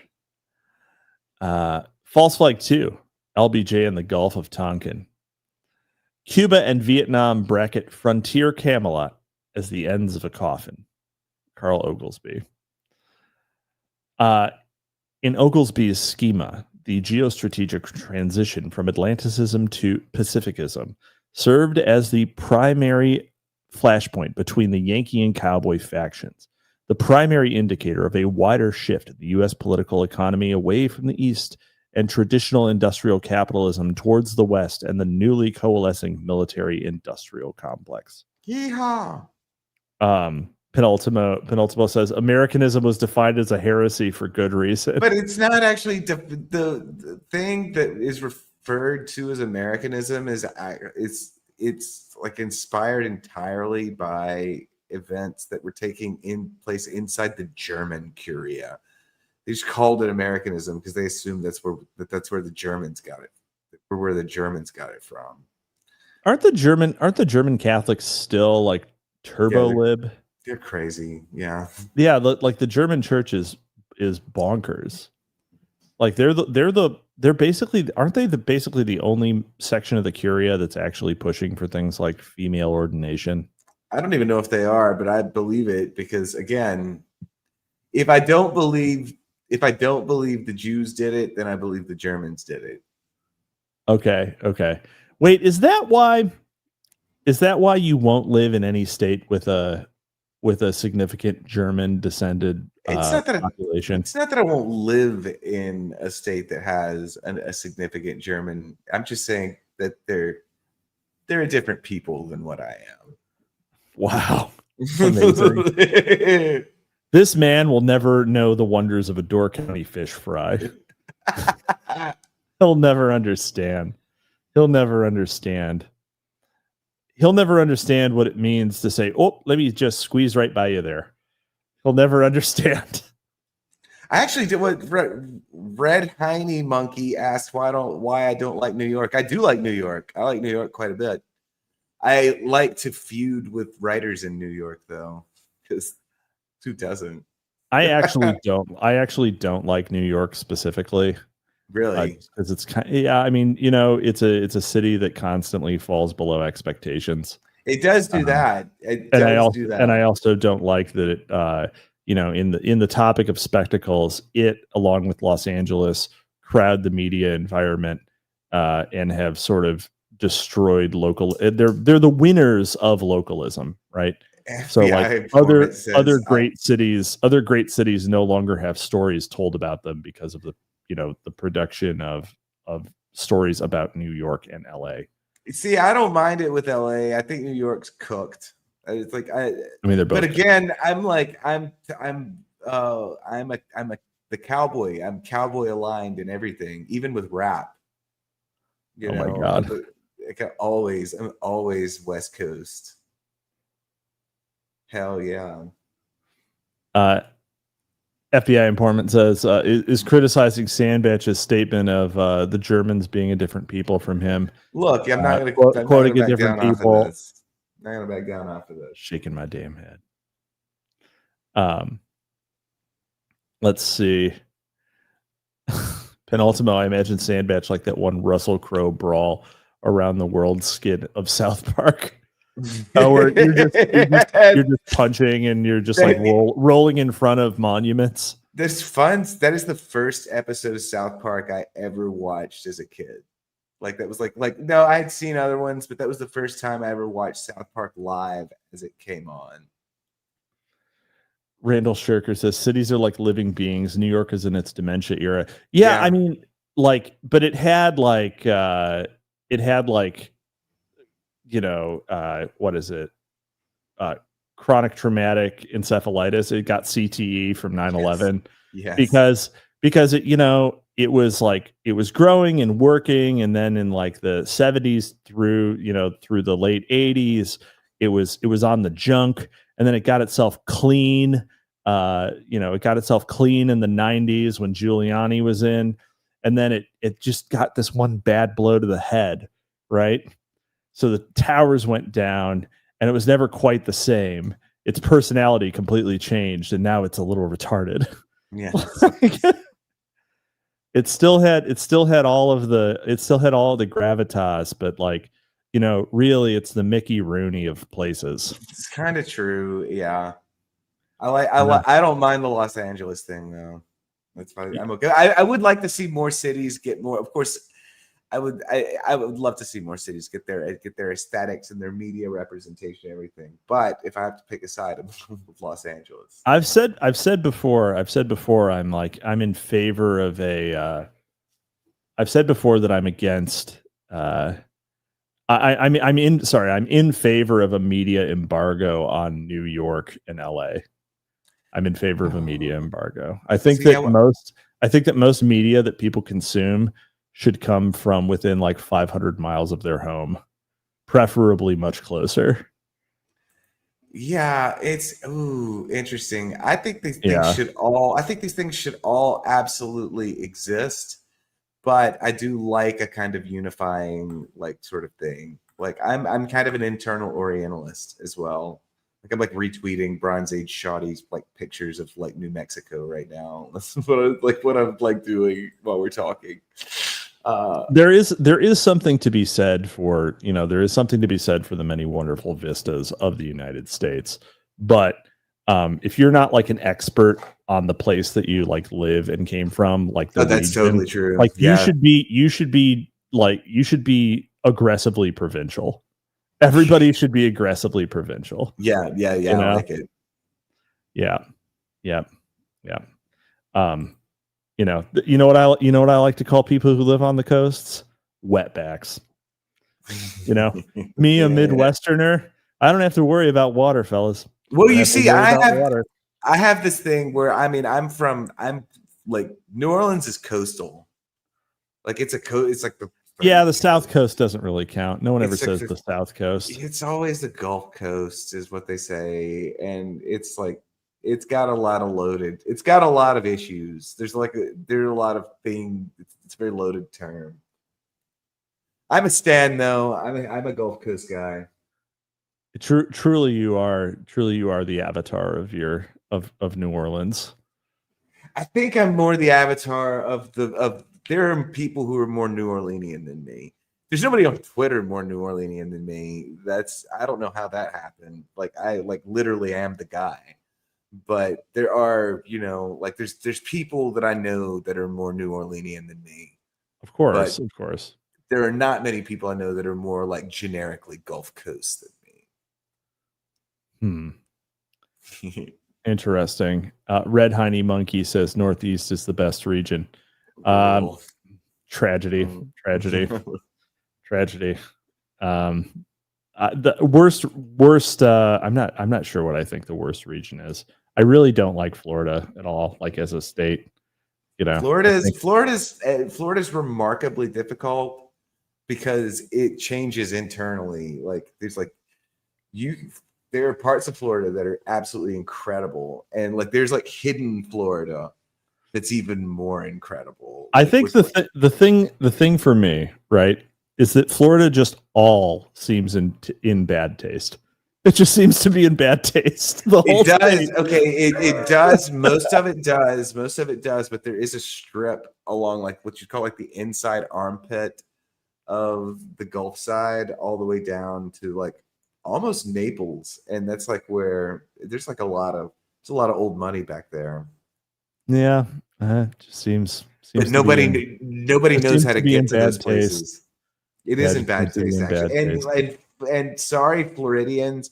See, actually, I am remarkably loyal to a couple of states because there are a couple of states that support me like enormously outside like even the weight capacity they should be.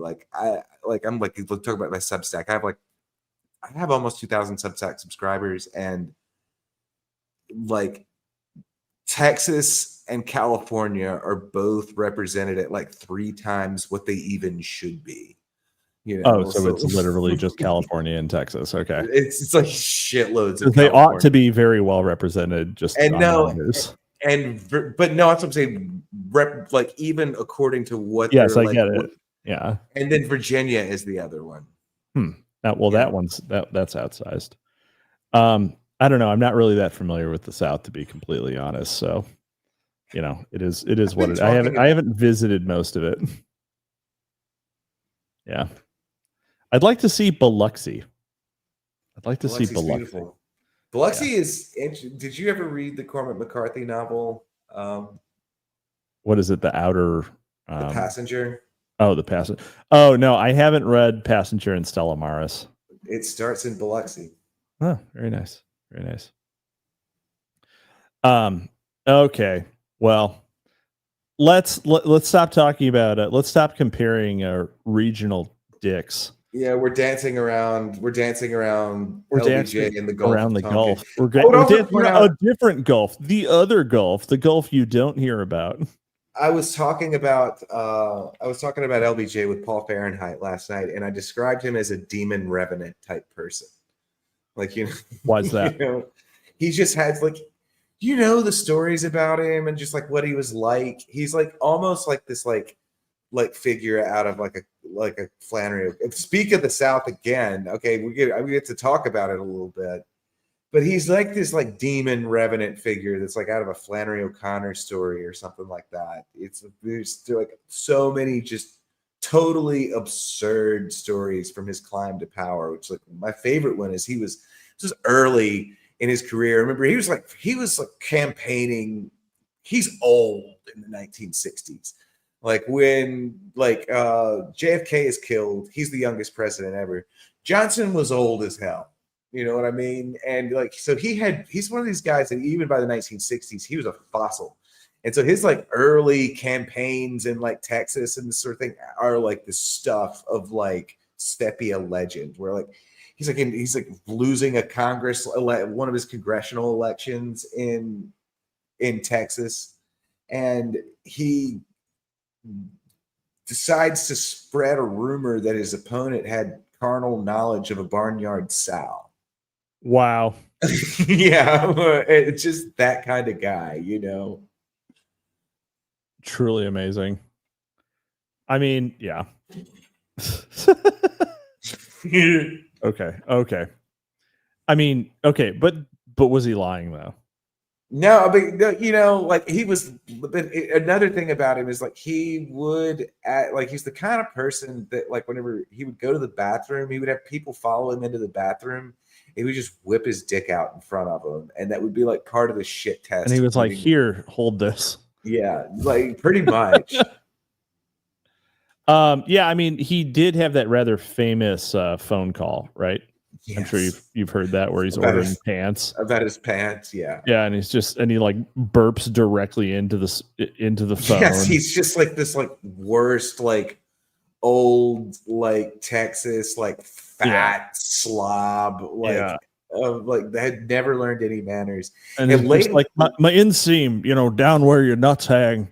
You know, it cuts me. So I need a nice pair of light pants for the summer, and then was a woolens for the winter. And that's the guy that's running the United States. You know, just full on burps into the mics, and he's like, you know, I don't know. He says bunghole at some point in the call. Yes, he actually says bunghole. There's a recording of LBJ saying bunghole to a tailor. There's a lot of wild recordings of him. Like after he left, like he grew his hair long, and like did like this like Texas, like vaguely Dallas, like Texas.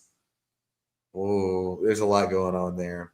He's also, interestingly enough, he's the subject of, I think, the second best presidential biography that's ever been written. It's the one that's like you know. Is that a Caro is that Caro? I think so. It's a Caro, right? That one. 3-volume, like about the rise to power, his years in the Senate, whatever. But I think the best, because I was like one of the best. What do I think is the best? I think. Yeah, it is Robert Caro. Yep. Yeah, Jefferson in His Age, I think, is the best. Or The Age of Jefferson is, I think, the best presidential biography. Penultimo says, "How can someone so base leave such a cringe legacy?" Yeah, well, because he didn't actually care about. He just cared about swinging his own dick around. Pretty much. Like, so he signed. Like, there's no real politics. He signed all the pain in the ass. Yeah, he signed all the pain in the ass civil rights legislation that we need to unwind. It is what it is. Yeah. Anyway, there's no real politics to JFK, is what I mean. It's like, you mean LBJ? Yeah. To LBJ, it's pure will to power. It's pure, right. Well, we'll see what Wilson's explanation is here. In Oglesby's schema, the geostrategic transition from Atlanticism to Pacificism served as the primary flashpoint between the Yankee and Cowboy factions. the primary indicator of a wider shift in the U.S. political economy away from the East and traditional industrial capitalism towards the West and the newly coalescing military-industrial complex. Precisely according to their material interests and their historical perspectives, Yankee consciousness affirmed the priority of the Atlantic Basin, while cowboy consciousness affirmed the priority of the Pacific Rim. Prior to Vietnam, these images had been harmonized in the conduct of a two-front, two-ocean, two-theater war, a great Atlantic and Pacific effort joined and supported equally by all descendants of Civil War foes. This World War II coalition endured in the strategy of two-front Cold War, in which Red Russia traded places with Nazi Germany and Red China with Fascist Japan. I think you mean Imperial Japan. A friend for a foe and a foe for a friend. Unlike the UK, Oglesby had a good turn of phrase, actually. He's a good writer. Despite Japan unquestionably not being fascist. Unlike the UK, which had been replaced as hegemon by the U.S., weirdly capitalized hegemon. Unlike the UK, which had been replaced as hegemon by the U.S. after 1945, the American political system was not able to successfully maintain the war coalition indefinitely. In Great Britain, the monolithic nature of the ruling class permitted imperialism to act as a unifying force that thwarted regionalism. Whereas in America, the entrenched regional autonomy of two qualitatively different political elites inevitably gave way to internecine struggle. There is a footnote. Interesting. On imperialism as the political lubricant of the British political system, see The Enchanted Glass. Oh, no. That's not a good book. It's not. I haven't read it, but... let's see here. Ironically, it had been the sudden acquisition of a vast hinterland following the U.S.-Mexican War in 1846 to 1848. Yeah. Samuel Chamberlain mentioned that set the stage for the irrepressible conflict of the war between the states. The outbreak of secessionist warfare itself is prima facie evidence of the radical and potentially subversive independence of Southern/cowboy elites. Oh my God. In the future. Come off it. That's dog shit. That's academic dog shit. That's like I call that trotting out the Confederate scarecrow. Oh, just because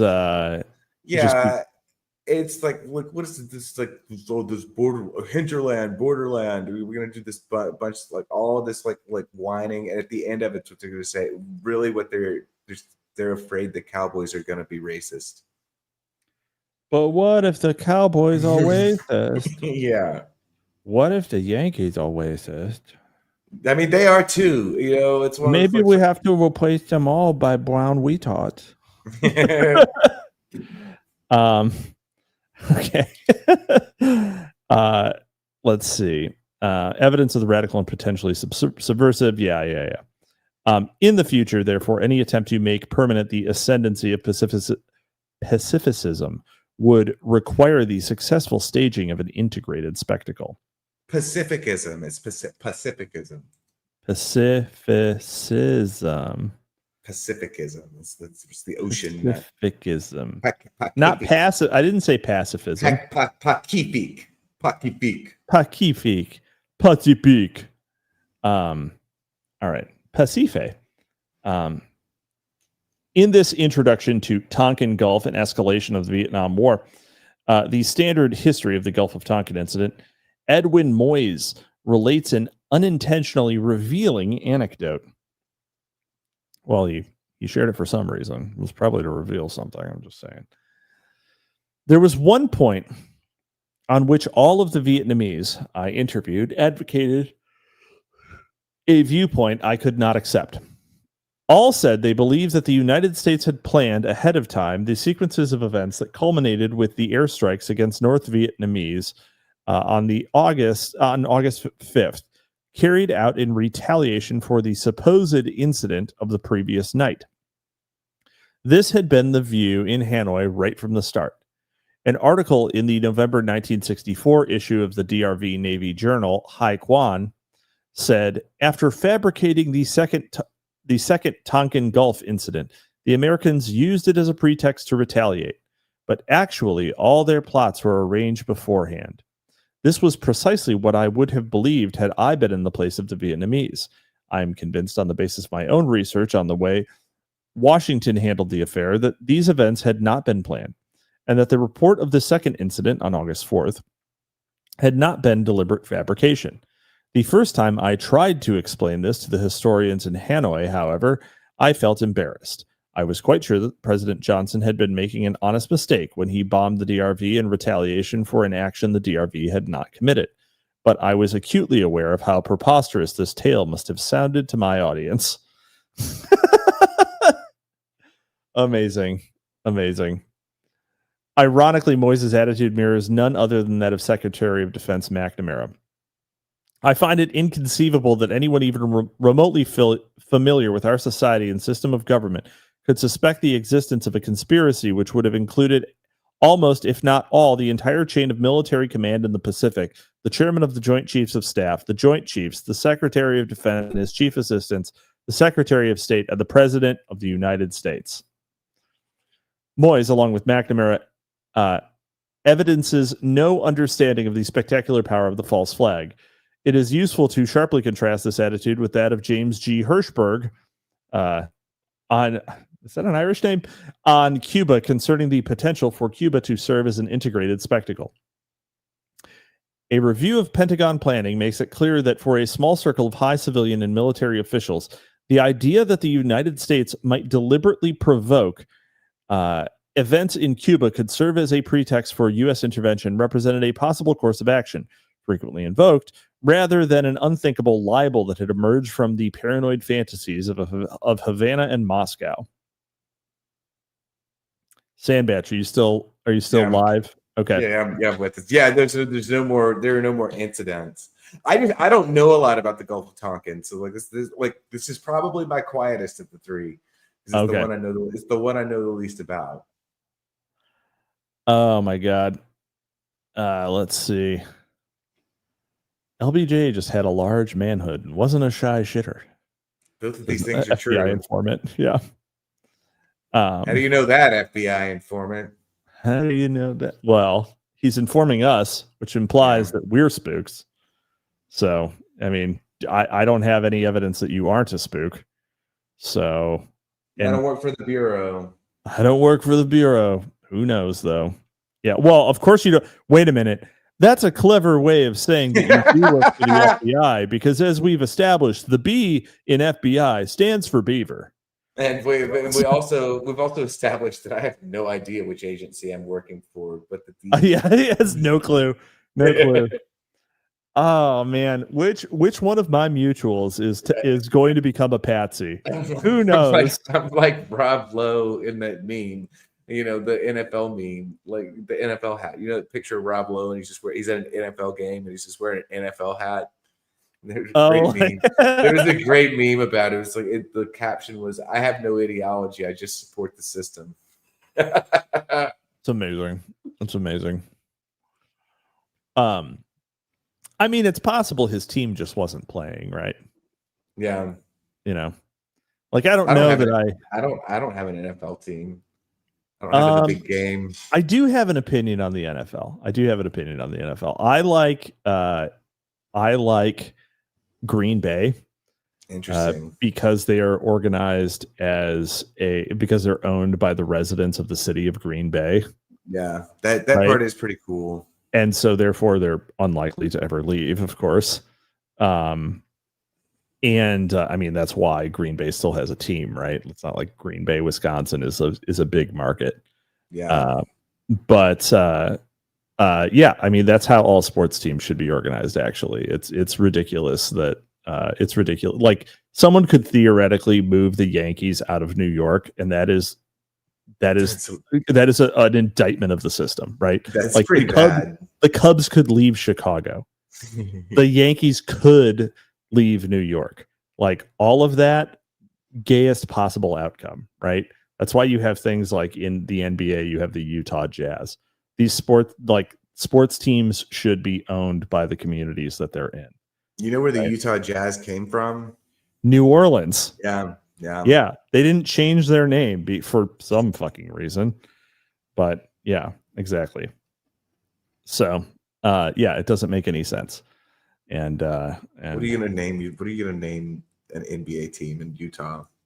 What the Salties, the Lakers. Well, it makes more sense than the LA Lakers, doesn't it? It does, but that's the only other possible name for the Utah team was taken. So it's just like, I'll let them be the Jazz. Yeah, should have named them the Salt Lakers. They should have just named them the Salt Lakers. You have the Lakers and the Salt Lakers. Look, if you can have the Red Sox and the White Sox, then you could have the Lakers and the Salt Lakers, right? Come on. I do have a baseball team, and it's the St. Louis Cardinals. Red Honey Monkey says, speaking of the Yankees, they're about to be eliminated from the playoffs. Yes, well, oh well. Back to the Gulf of Tonkin. Sorry, yeah.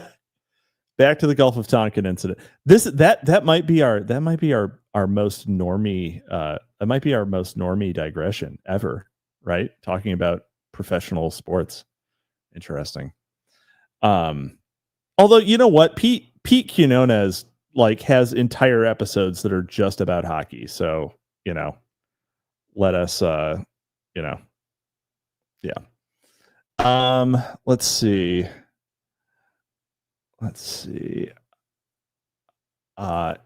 It is useful to recall at this juncture the centrality of maritime incidents to the parapolitical imaginary of the Pentagon planners of Operation Northwoods. Oh, we're just going to have a list of ships. This is the actual list of ships. This is the list of ships that have been sunk that have caused conflicts. Remember the Maine incident could be arranged in several forms.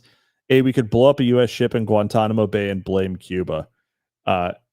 Let's see. Footnote here. This appears to have been what RFK was referencing on October 16th, 1962 during the missile crisis. B, we could blow up a drone unmanned vessel anywhere in the Cuban waters. We could arrange to cause such an incident in the vicinity of Havana or Santiago as a spectacular result of Cuban attack from the air or sea or both. The presence of Cuban planes or ships merely investigating the incident of the vessel could be fairly compelling evidence that the ship was under attack. The nearness to Havana or Santiago would add credibility, especially to those people that might have heard the blast or seen the fire. The U.S. could follow up with an air or sea rescue operation covered by U.S. fighters to evacuate remaining members of the non-existent crew. Casualty lists in U.S. newspapers would cause a helpful wave of national indignation. So they were just planning on making up some people, too. Interesting. It's a script. It's a political script. It's a script. It's a false flag. It's a false flag. As one might expect by now, O-Plan 34A, as incorporated into the draft version of National Security Action Memorandum 273, explicitly required the intelligence community to provide detailed intelligence about the South Vietnamese RVN commando targets, the North's coastal defenses, and related surveillance systems. As under Section 7, we find, with respect to action against North Vietnam, there should be a detailed plan for the development of additional government of Vietnam resources, especially for seagoing activity, and such planning should indicate the time and investment necessary to achieve a wholly new level of effectiveness in the field of action. From the time of the implementation of NSAM 273 on November 26, 1963, all U.S. Navy signals intelligence, SIGINT, operations were conducted in strict compliance with O-Plan 34A. Colloquially, these operations were known as DeSoto missions, their objective being to determine the extent of North Vietnam's maritime penetration of the South and to evaluate effectiveness of North Vietnamese coastal defenses. At the same time, these missions were to double as a highly public means of asserting American freedom of navigation in international waters. At the time, North Vietnam was unilaterally claiming a 5 nautical mile territorial limit. At all times, DeSoto missions were to be strictly coordinated with independent but concurrent South Vietnamese commando raids against the North. On several occasions, U.S. naval actions were curtailed in order to prevent interference with South Vietnamese operations. In other words, the DeSoto missions were enveloped by the clandestine disinformation of plausible denial. So they're saying they have the South Vietnamese in the field, and then but they were saying that they were just a reconnaissance. And this is the way, right? this is the way we've That's been running. the way we still do things. Yeah, we're still running this playbook. Yeah, I mean, it's also worth pointing out, though, that the tenor of the way of the environment of operation has changed somewhat. Like, we're not doing, like, the Caribbean is like where you run your radio gag trick. And, like, right, we're like the level of coordination that is going on day to day to run these SOTO missions is much higher than the Caribbean ever sees, Mm-hmm. You know what? If this was a Wendy, so we didn't get a list of ships, sadly. But if this was Wendy painting, we would have gotten a fucking list of ships. We would have gotten the Maine and the Lusitania. Naming any more of them starts to get into choppy waters. What do you mean? Well, the Pearl Harbor one's pretty bad. Well, I don't think you would do Pearl Harbor. I mean, okay, you do Pearl Harbor, you would. Okay, all right. Yeah, that's fair. That's fair. But I do think that like the Lusitania is a little closer than something like the Maine. There are a bunch more, right? There are a bunch. There's another one in the Spanish. There's another. The Spanish American one. Yeah, another one, which was almost certainly just an intentionally set powder fire, right? No, this is the Battle of Manila itself, which the United States provoked without actually. We started the Battle of Manila without telling anybody that we declared war on Spain. Sank their entire fleet, but in the meantime, there's also this international pageantry happening where the British fleet is screening the American fleet, sinking the Spanish fleet from a German fleet. Oh yeah, so no one else can intervene. Yeah, right. There's all kinds of weird shit going on. Yeah, just keep moving, bro. Keep moving. You don't want to see it. Keep moving. That's right. Oh my God. Okay.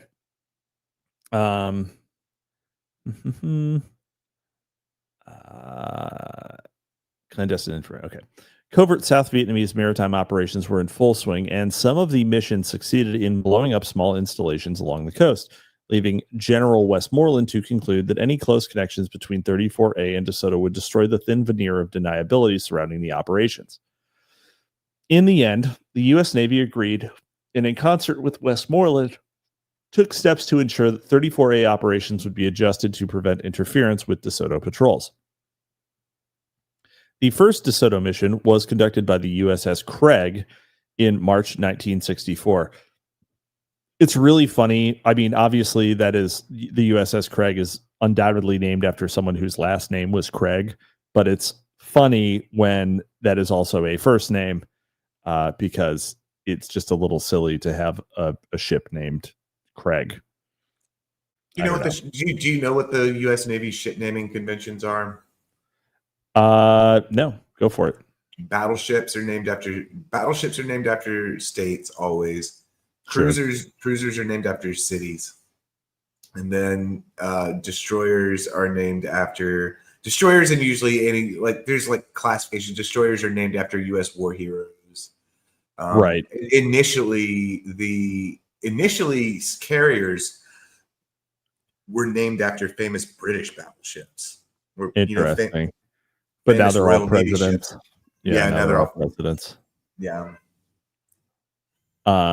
What is the USS Harvey Milk? It's a destroyer. Really? I thought it was like some sort of support class. Yeah. Actually, that sounds right because that's a political figure. That has to be a war hero to be a destroyer. It was like a fueling carrier. It was like a fueling cruiser or something like that. Pete Hegseth has gotten rid of it, I think. Yeah, it doesn't exist anymore. It's named after something else. It's probably, vitamin D milk. Now, the USS so Vitamin D. No, it's saying the USNS Oscar V. Peterson. Okay. It's not the USS Raw Milk. No. That'd be funny though. Gallon of milk a day. The USS Gallon of milk a day. Go Mad Diet. The first, let's see. American always, Randall Shirker. So true. America always needs a Pearl Harbor for war to be declared. The wisest thing that the neocons ever said. I wish that they hadn't had the insight, but it's certainly true. I don't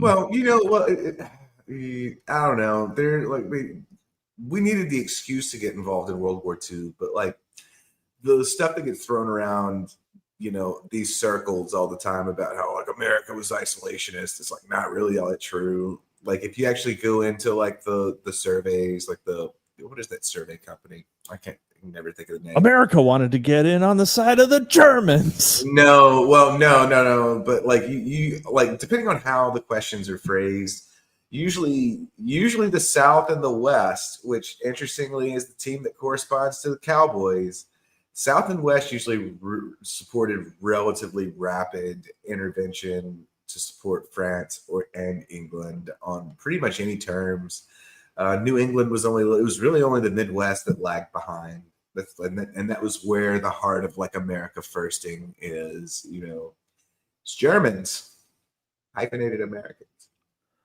Hyphenated Americans. Boy. All right. Who is an American? It turns out almost nobody.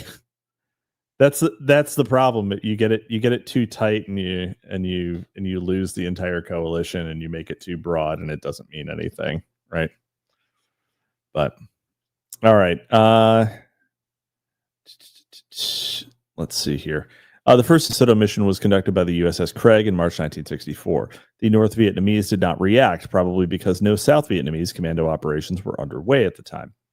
However, for some mysterious reason, the second DeSoto mission, to be undertaken by the USS Maddox, named after famous posters of Internet 2.0, was not canceled, even though it was scheduled to start at the same time that a late July commando mission was being launched. Consequently, while Maddox was in the patrol area, a South Vietnamese commando raid was underway southwest of its position. Let's see. The obvious question that arises is, was the Maddox DeSoto mission of August 1964 intended to induce a North Vietnamese attack? Admittedly, it is difficult to imagine that the North Vietnamese could come to any other conclusion than the 34A and DeSoto missions were all part of the same op. Let's see. Footnote. It is interesting to note, therefore, that when discussing the U.S. decision to have 34A raids and DeSoto patrol taking place at the same time, William Bundy, the Deputy Secretary of State for Far Eastern Affairs, said rational minds could not readily have foreseen that Hanoi might confuse them.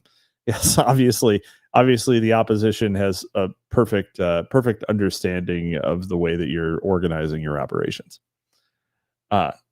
Former Undersecretary of State George Ball is unequivocal on this point.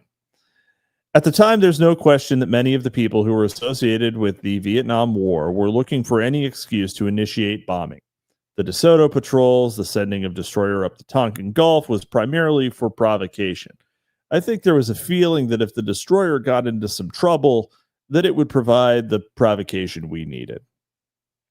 The dilemma in its entirety is perhaps best expressed by Vietnam War historian Frederick Logval.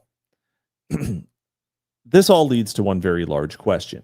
Did U.S. leaders engineer the crisis in the Tonkin Gulf? Did they, in other words, deliberately seek to provoke a North Vietnamese reaction in order to secure a casus belli? The provocative nature of the O-Plan 34A and DeSoto patrols is beyond dispute.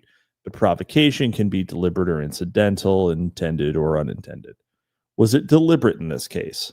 Certainly, with respect to the alleged second attack on the 4th of August, a good case can be made that it was deliberate. Concludes historian John Prados, a 2-destroyer force ordered to sail in close proximity to the North Vietnamese coast for 96 hours. Rationalize as you may, it was taunting Hanoi to do so. To complicate things even further, the Maddox was in fact misidentified by North Vietnamese as an operational vessel in support of a South Vietnamese commando raid in Han My and Han Mu Islands on July 30th, 1964. The North Vietnamese Ministry of Foreign Affairs made this clear in September 1964 when it published a memorandum regarding the U.S. war acts against Democratic Republic of Vietnam in the first days of August 1964. Descriptive title. I don't know this story at all. That's why I'm sort of entranced. You're entranced by me reading you the Gulf. Well, Yeah. I'm glad you're first among the audience, sir. It's very rare to find something in American history I know almost nothing about, and this is one of them. Bigger component of Vietnamese history, as it happens. Hanoi pointed out what Washington denied. On July 30th, 1964, U.S. and South Vietnamese warships intruded into the territorial waters of the Democratic Republic of Vietnam and simultaneously shelled Han Nhu Island, 4 kilometers off the coast of Thanh Hoa Province, and Han Mai Island, 12 kilometers off the coast of Thanh Hoa Province, and outlined the Maddox plans along the coast on the 2nd of August and the 34A attacks on Vinh Son the following day. On August 2nd, North Vietnamese patrol boats launched an unsuccessful attack on the Maddox. Footnote. 3 ARVN torpedo boats continued through the American barrage and launched their torpedoes at 15:16. All missed, probably because the North Vietnamese had fired too soon. One 12.7 millimeter machine gun bullet hit Maddox before the boats broke off and started to withdraw. 12.7 millimeter. That's what the Dushka fires. Classic Soviet machine gun. It's a pretty large round. It's a big bastard. Yeah. It's comparable to like a Ma Deuce. It's comparable to a 50 BMG. All right. On August 2nd, on August 4th, although both vessels reported being under enemy torpedo attack, neither the USS Maddox nor USS Turner Joy were targeted by the North Vietnamese coastal patrols. Instead, arrows with SIG-INT led U.S. destroyers to open fire on spurious radar contacts, misinterpret their own propeller noises as incoming torpedoes, and ultimately report an attack that never occurred. Pretty convenient. Discernible in both incidents is the logic of the false flag. After the failed Vietnamese attack on the 2nd of August, the non-event of August 4th was retroactively seized upon by U.S. military intelligence and represented as the real thing. According to Ray Klein, CIA Deputy Director for Intelligence in 1964, what in effect happened is that somebody from the Pentagon, I suppose it was McNamara, had taken over raw SIG-INT and had shown the president what they thought was evidence of a second attack on a U.S. naval vessel. And it was just what Johnson was looking for. Everybody was demanding the SIG-INT. They wanted it quick. They didn't want anybody to take any time to analyze.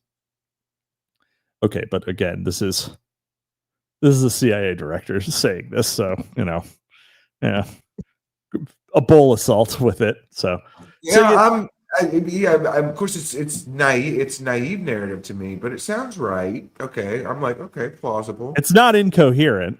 Right. It's not incoherent.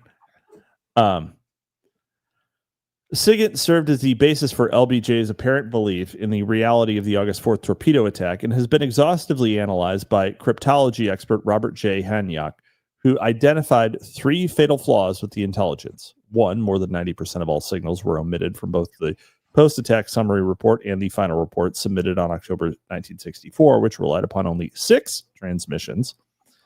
2, there are unmistakable signs of the misleading edits of intercepts. And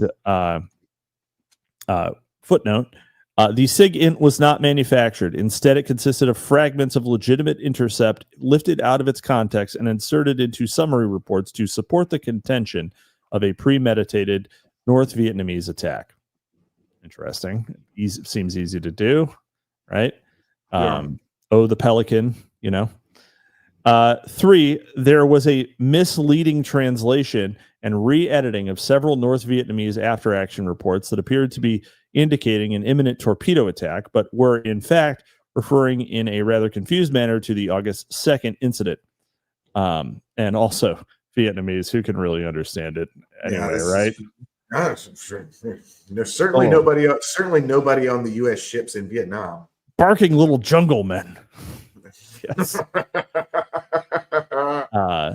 Read in its entirely, honestly, the Southeast Asian languages are very unpleasant languages to hear. They're extremely rough because they're tonal. And they have a lot of glottal stops. Yeah. So any musicality is completely lost. Like Chinese sounds better because it doesn't have a lot of glottal stops, even though it is tonal. Yeah, tonal languages to non-tonal language speakers are rough. They are rough to listen to. It's true. Yeah. Anyway. Read in its entirety, Hanyok's conclusion is inescapable. Beginning with the period of crisis in early August into the days of immediate aftermath and continuing into October 1964, SIG-INT information was presented in such a manner as to preclude responsible decision makers in the Johnson administration from having the complete and objective narrative of events of the 4th of August 1964. Instead, only SIG-INT that supported the claim that the communists had attacked the 2 destroyers was given to administration officials. Yet, like Moyes, Hanyok declares not call this conspiracy. Dare not call it a conspiracy?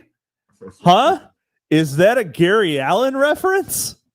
It absolutely is. This mishandling of the SIG-INT was not done in a manner that can be construed as conspiratorial, that is, with manufactured evidence and collusion at all levels. Rather, the objective of these individuals was to support the Navy's claim that the De Soto Patrol had been deliberately attacked by the North Vietnamese. 2 footnotes.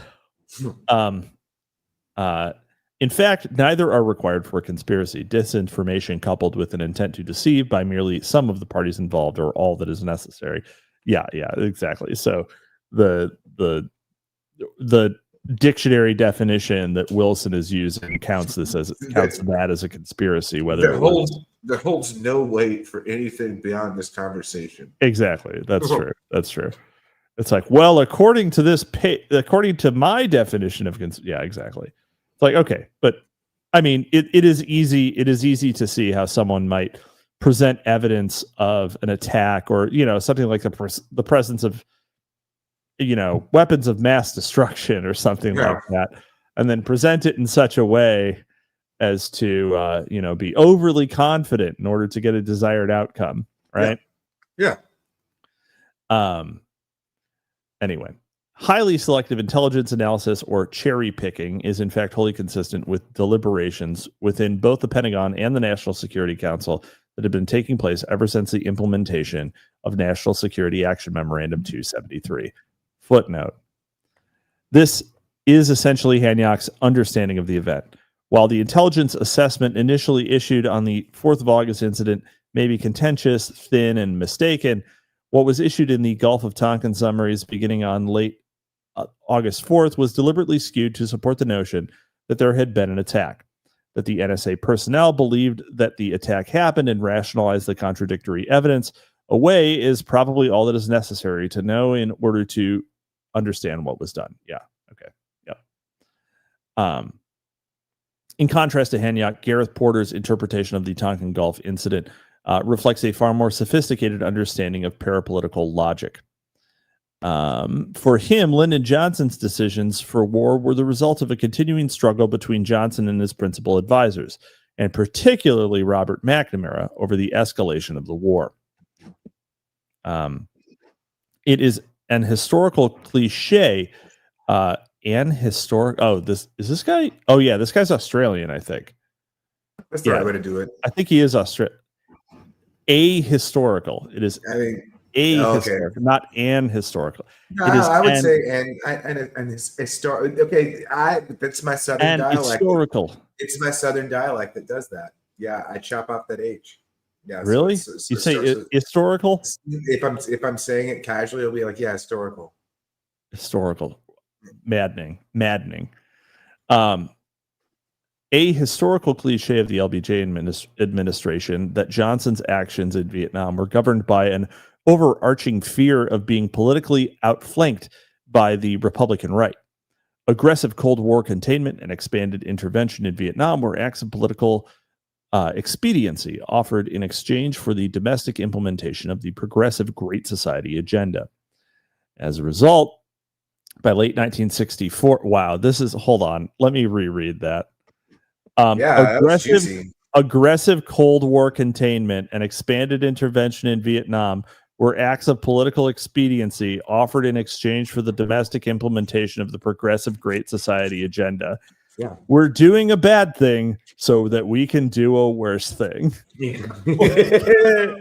Like, what the fuck? It's like, boy, trade-offs that we're not worth.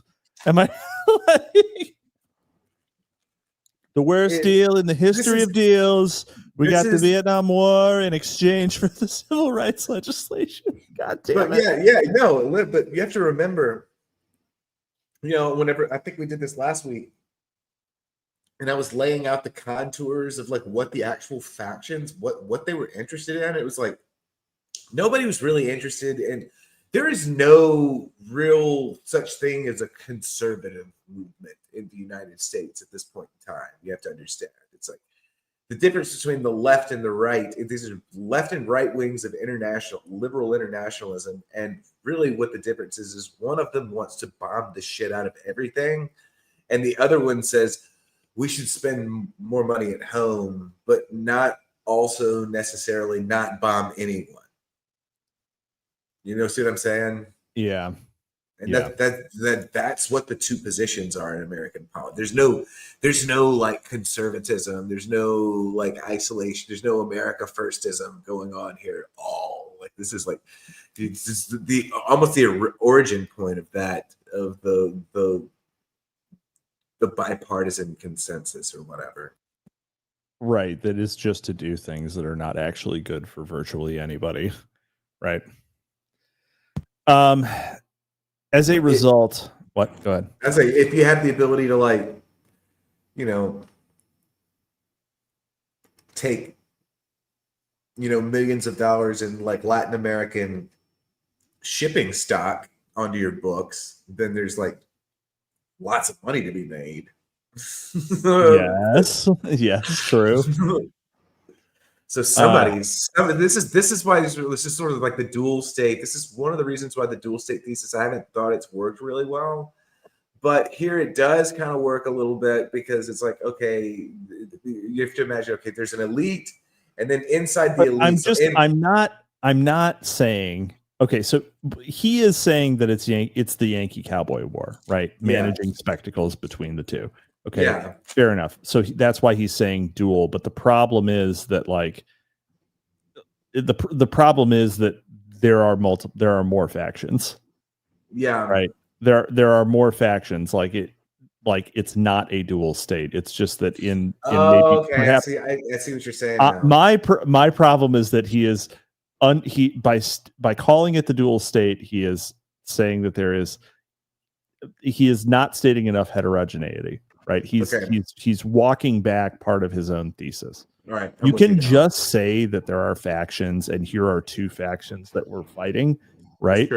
And like they had the alliance of some smaller factions or something like that. Like at this point, of course, the Yankees and Cowboys are kind of gone, right? There are still Cowboys. Neocons are Cowboys, sure. Yep. But now we've got like bio-Leninists, right? You know what the great institution of the Cowboys was? Like they're great. They're like ideological centered core? Go for it. It was the Claremont Institute. It's like what the Claremont Institute was founded to be. Well, rest in peace.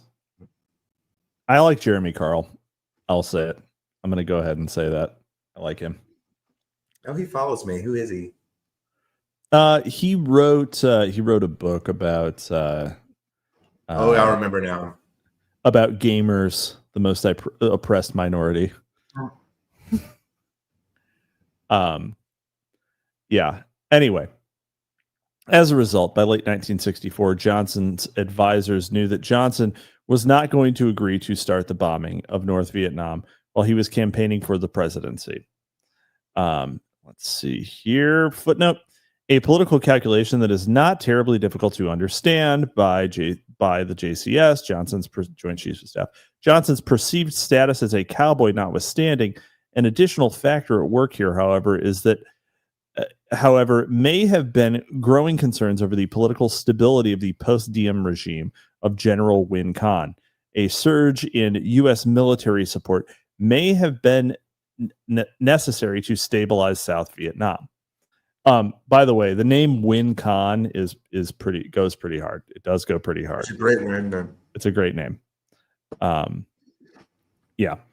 Let's see. At a meeting between Johnson and the JCS on March 4th, 1964, the president politely remarked, "We haven't got any Congress that will go with us, and we haven't got any mothers that will go with us in a war.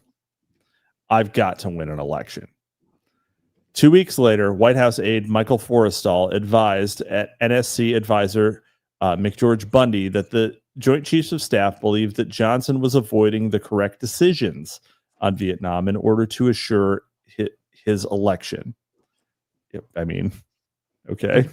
It's beautiful. This is the kind of person he was. But it's also worth pointing out that he has reasons to do these things. Yeah. He mostly works with the rump of the Kennedy administration, and they don't like him very much at all. Right. You know. Footnote: perhaps disingenuously, in early April, Johnson claimed to longtime Kennedy insider Richard Goodwin that they're trying to get me in a war over there. Interesting. According to Porter, the most serious pressure for military action in the Gulf came not from the Republicans, but from Johnson's own national security team. So, I mean, okay, but if Johnson's national security, a bunch of people, I guess, did change over, but according to the explanation previously offered, most of the national security team of JFK's administration wanted to go to war with Cuba, but then they decided not to do that. I mean, they just did the op and then abandoned it, right? Yeah, they're kind of schizo that way. Well, I mean, and one thing that Wilson hasn't mentioned is that if they do this op and Johnson's like, they're trying to get us to go to war with Cuba, and they killed JFK and they killed Kennedy to do it, right? Well, I don't want to fucking die. And so they really want me to invade Vietnam. It kind of seems like I need to invade Vietnam, doesn't it? Right? Yeah, no, exactly. Like he's painting this picture of Johnson as like purely interested in political expediency, and but he hasn't pointed out the covering his own ass aspect. Yeah, and he certainly is to one extent or another, but you just like one of these things where you have to imagine this is like where these sort of parapolitical things kind of get like the traffic gets heavy. So like, okay, so now this operation with the Gulf of Tonkin, and like there's no way the administration just ups and decides it wants to go to war with Vietnam. So like this has to be things that are happening while Kennedy's still alive also. Right. So what happens? So like, how is this theory altered if like the other theory doesn't happen, and you have Kennedy sitting here instead, Right. Yeah. All right. Let's see. According to Porter, the most serious. Oh yeah. It is very important, therefore, to reconstruct carefully the chronology of parapolitical events from March to August 1964, focusing in particular upon the actions of the Department of Defense's ever enigmatic Secretary McNamara. Porter highlights one incident that is particularly disturbing in its implications. Before I read it, Penultimo in the chat, LBJ couldn't whip out his dick at Mossad for the risk they might snip it. Yep. Dude had a foreskin like a tube sock. Damn. Crazy. It's crazy. He had to put garters on it in order to take a piss. In mid-May, for the first time in Johnson's presidency, Johnson's principal advisors, McNamara, Rusk, McGeorge Bundy, CIA Director John McCone, and Taylor, constituted themselves as the executive committee of the NSC, or XCOM. The political significance of that decision can hardly be overestimated. The XCOM had been convened in the Kennedy administration only at Kennedy's direction during the Cuban Missile Crisis, and then in late August 1963 over the political crisis in Saigon. In both cases, the president had attended almost all of the meetings of the group. Johnson's 5 principal advisors, however, used it as a mechanism to develop a strategy for getting him to escalate the war. Those meetings produced the first intense pressures from the national security bureaucracy on Johnson to make a commitment to the use of direct U.S. military force against North Vietnam. See, I didn't even know all this. Yeah, I mean, that's interesting. Footnote, with no apparent show of irony, McNamara himself had by this time turned against O Plan 34A, which he had such a central role in creating. After returning from another inspection trip to South Vietnam in March 1964, he openly referred to the plan as a program so limited that it is unlikely to have significant effect. Ugh. So you want a bigger plan, Robert? Is that what you're asking? You want a bigger? You need a bigger boat, huh? At a June 10th, 1964 joint meeting of the Joint Chiefs of Staff and the NSC, McNamara opined that in the event of a dramatic event in Southeast Asia, we would go promptly for a congressional resolution for greater military intervention in Vietnam. Big footnote. Well, decent-sized footnote. Let's find out. It is important to note that one of the primary objectives of the apparently self-appointed XCOM headed by McNamara was to develop a draft of a future congressional resolution widening U.S. military intervention in Indochina. The operative provision of one draft prepared in mid-June did not, in fact, call for congressional approval at all, but merely asserted the unilateral intent of the executive to directly attack Hanoi, stating that the U.S. is determined to prevent, by whatever means may be necessary, including the use of arms, the communist regime in North Vietnam, with the aid and support of the communist regime in China, from extending by force or threat of force its aggressive or subversive activities against any non-communist nations in Southeast Asia. This draft was ultimately rejected on the grounds that it would have committed Johnson to a much more ambitious military program than he was willing to accept at the time. Hanyok says on this, President Johnson demurred, fearing that it would ruin the image of moderation he had been cultivating for the presidential election in November. The draft resolution was quietly shelved until another opportunity came along. Yeah. Although at that time still formally engaged in contingency planning for future possible interventions in Indochina, CINCPAC, the U.S. military command in the Pacific, had decided by August 2nd, 1964, that the planning for an expansion of the war would need to be completed by November 1st. The date implies that CINCPAC wanted to be ready to carry out such plans promptly after the presidential election if this turned out to be necessary. Yet another footnote, where this one goes to the next page.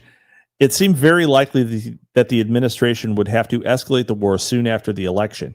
Indeed, President Johnson had National Security Advisor McGeorge Bundy ask Ray Klein, the CIA's Deputy Director of Intelligence, whether the United States could afford to wait that long. Would Vietnam already be irretrievably lost? Klein's evaluation was that it would just barely be possible to put off a major increase in U.S. effort until after the election. you're going to have your back to the wall.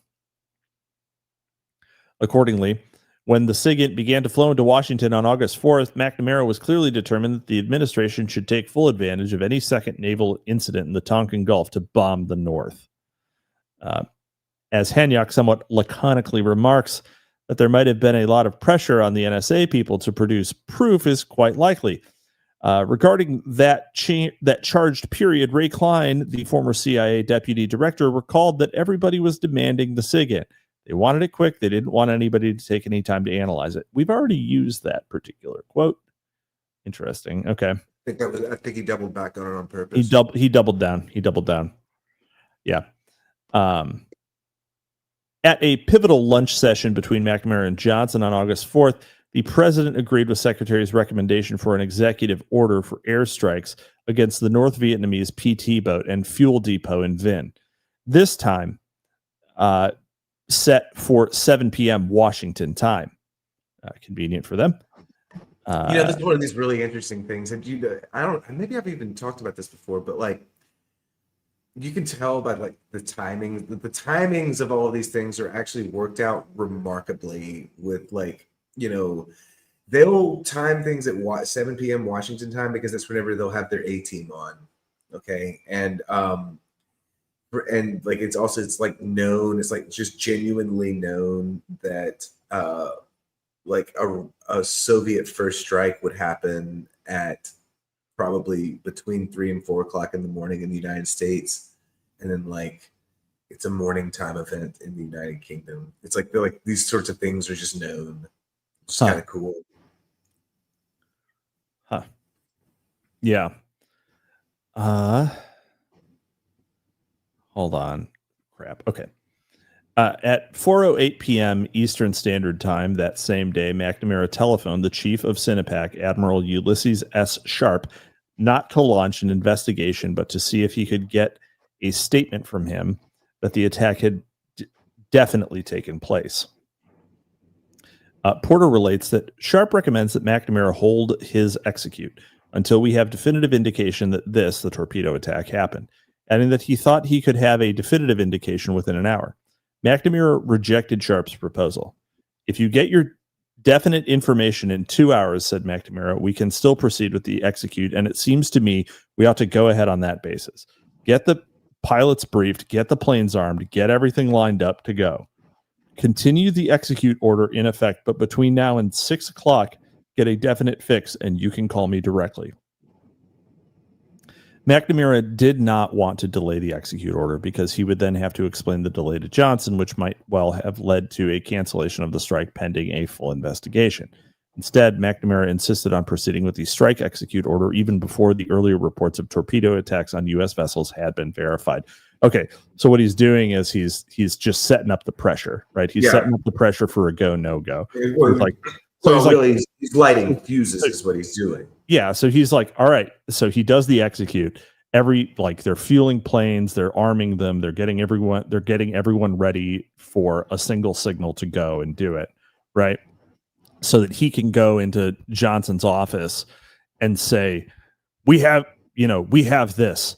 We're only waiting for your order. Maybe even more so than that, but presented as a fait accompli almost as well. Yeah, exactly.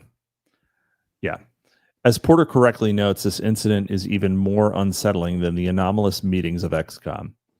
It was the responsibility of the president, not that of the Secretary of Defense, to decide to go ahead with an order for the bombing of a foreign country when new information made it unclear whether U.S. ships had been attacked or not. Yet the president's log conversations for August 4th show that McNamara did not call Johnson following that crucial conversation with Sharp. Instead, he proceeded with his own plan to issue the execute order. At 4:49 p.m., according to the Pentagon's subsequent chronology, the strike execute message was transmitted from the Pentagon to CINCPAC, headquarters in Hawaii for retransmission to the 7th Fleet. 1 minute after that message had been set, the president's phone logs indicate that he called McNamara from the mansion. Again, that call was not recorded. McNamara had McNamara had 2 other telephone conversations with Johnson earlier in the day, both unrecorded. At 3:44 p.m. and 3:51 p.m., both immediately prior to the critical telephone call to Admiral Sharp. But the subsequent phone conversations between McNamara and Johnson show that McNamara still did not alert Johnson to the latest developments. Right. Okay. So he's just set. He's setting him up. He's setting him up.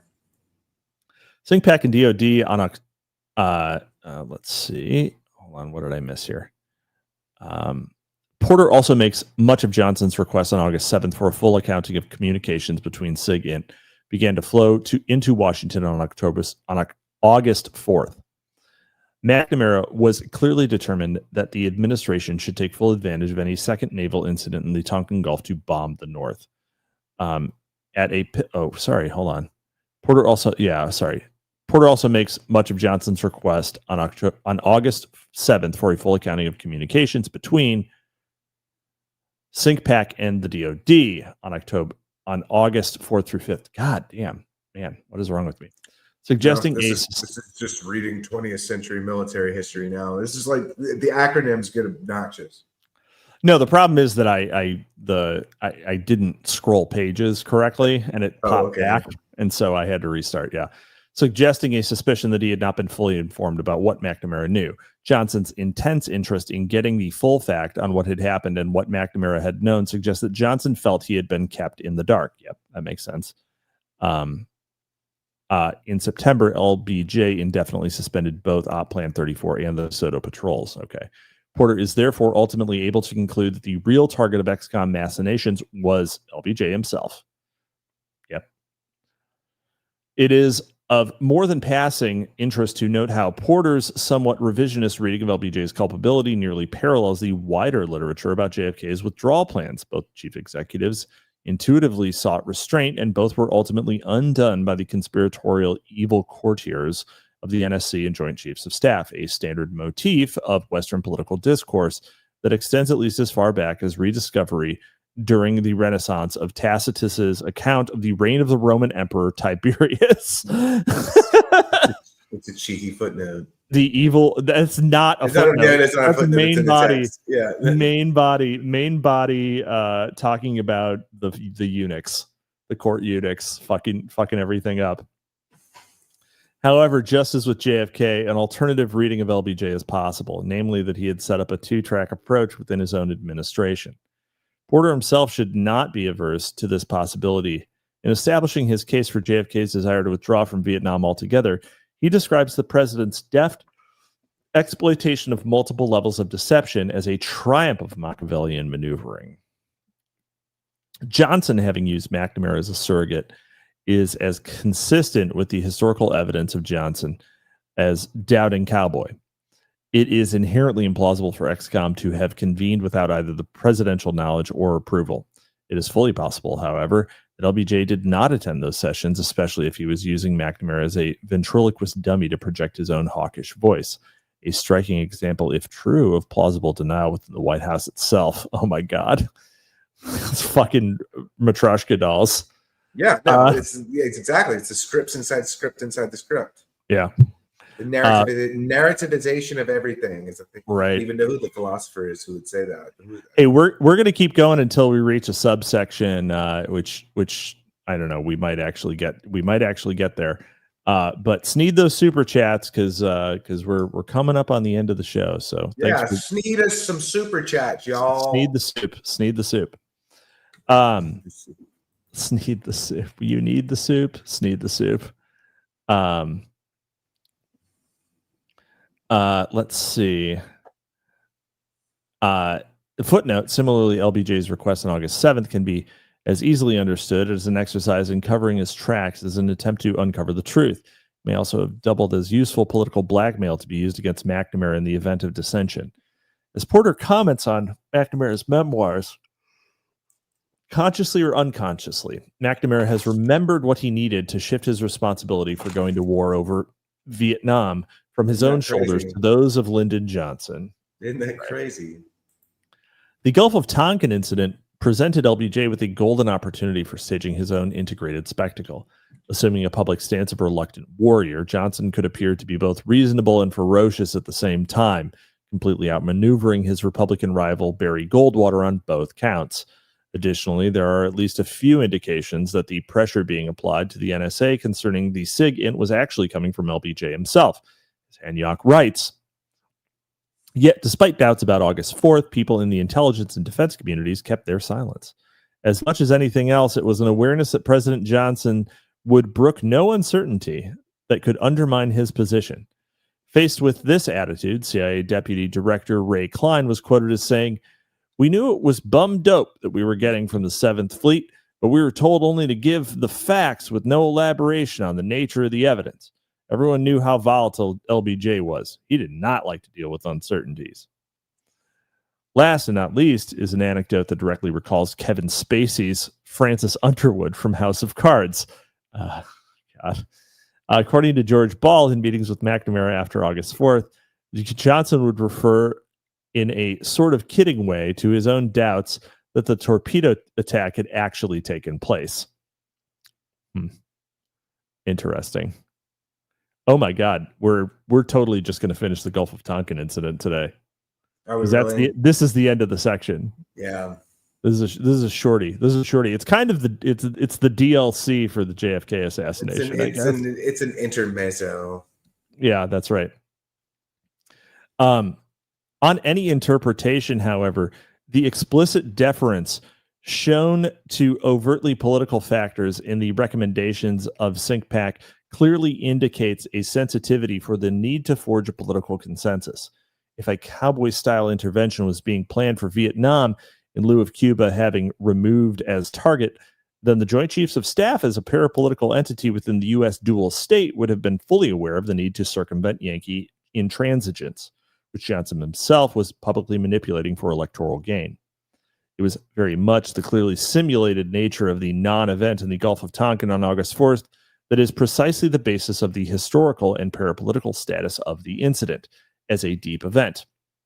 If President Johnson had to make do with genuine incidents, none of which had involved so brazen a challenge to the United States, public enthusiasm for retaliatory strikes would have been weaker, and he could not have gotten his resolution through Congress with so little debate or by so overwhelming a vote. Furthermore, Washington's framing of the Tonkin Gulf incidents were in strict compliance with the parapolitical logic of Operation Northwoods.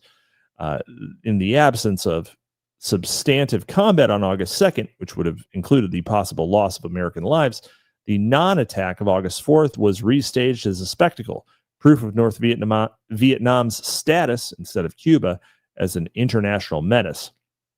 The Gulf of Tonkin resolution, passed virtually unanimously by the U.S. Congress on August 10th, 1964, served as both the successful performance of the Northwoods script as well as the final stage in the implementation of National Security Action Memorandum 273.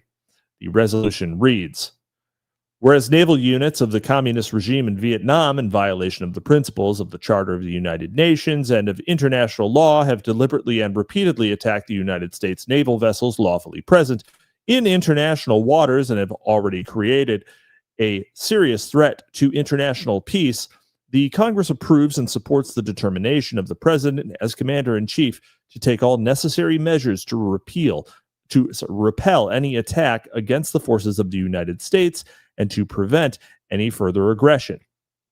Consonant with the Constitution of the United States and the Charter of the United Nations, and in accordance with its obligations under the Southeast Asia Collective Defense Treaty, the United States is therefore prepared, as the President determines, to take all necessary steps, including the use of armed force, to assist any member or protocol state of the Southeast Asia Collective Defense Treaty requesting assistance in defense of its freedom. Not surprisingly, the passage of the resolution did nothing to abate the U.S. intelligence community's appetite for false flag stagecraft. On September 8, 1964, less than 1 month after the Tonkin Resolution, Johnson received an exceptionally forward-looking memo authored by Assistant Secretary of State for Far Eastern Affairs William Bundy, entitled Courses of Action for South Vietnam. J. Ford, who must I Venmo to get Sandy out of the ghetto? You can Venmo me directly if you want to. You could just sneed those super chats or buy Sandy a coffee or wait for one of his upcoming books, which I'm sure are forthcoming. You should buy those directly when they come out. Let's see. The main further question is the extent to which we should add elements to the above actions that would tend deliberately to provoke a DRV reaction and subsequent retaliation by us. Example of actions to be considered would be running U.S. naval patrols increasingly close to the North Vietnamese coast and or associating them with 34A operations. We believe that such deliberately provocative elements should not be added in the immediate future while the ARVN is still struggling to its feet. By early October, however, we may recommend that such actions, depending on ARVN progress and communist reaction in the meantime, especially to U.S. naval patrols. Oh, yeah, that's from the Pentagon. The footnote says that's from the Pentagon Papers. So, yeah. Great. As DeBoard reminds us, and this is the conclusion, this spectacle is continually rediscovering its own basic assumptions, and each time in a more concrete manner. JFK Dallas was a remarkably abstract or reified spectacle. The integrative function of the successfully preempted Phase 1 was appropriated by the authors of Phase 2 and strategically redeployed as a media offensive of disinformation. That's a loud conspiracy. You're way out on a limb here, Eric. Yeah. Securing the opaqueness of the dual state.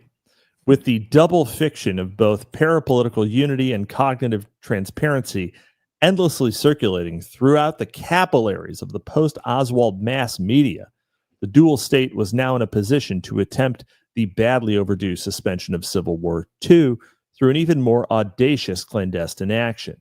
The successful staging of the false flag targeting an enemy combatant and possess the irresistible virtues of inhabiting the geostrategic prime real estate of the Pacific while reimagining a geopolitically safe theater of future operations. The U.S. phase of the Vietnam Wars 1965 to 1973 was not merely the product of a spectacle. It was the spawning ground of an effusion of new and ever greater demonstrations of spectacular power. The first televised war. Yeah, really wild there at the end. He got really wild there at the end. So what he's saying is that these spectacles are now. So I mean, realistically, Watergate.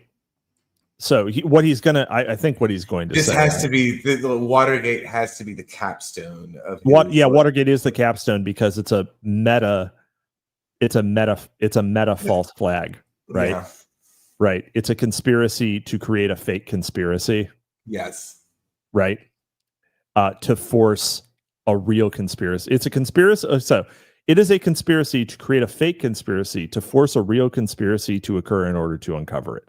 So, the deep state gets the burglarizes DNC headquarters without Nixon's knowledge, tells Nixon that it occurred. Nixon does a real cover-up, right? And then is subsequently exposed because he's been set up. And so you have the full circle thing. And I'm sure, and I mean, obviously, Frost was naval intelligence and everything. So even the reportage was part of the setup. Right. So, yeah. Even the invention of Deep Throat.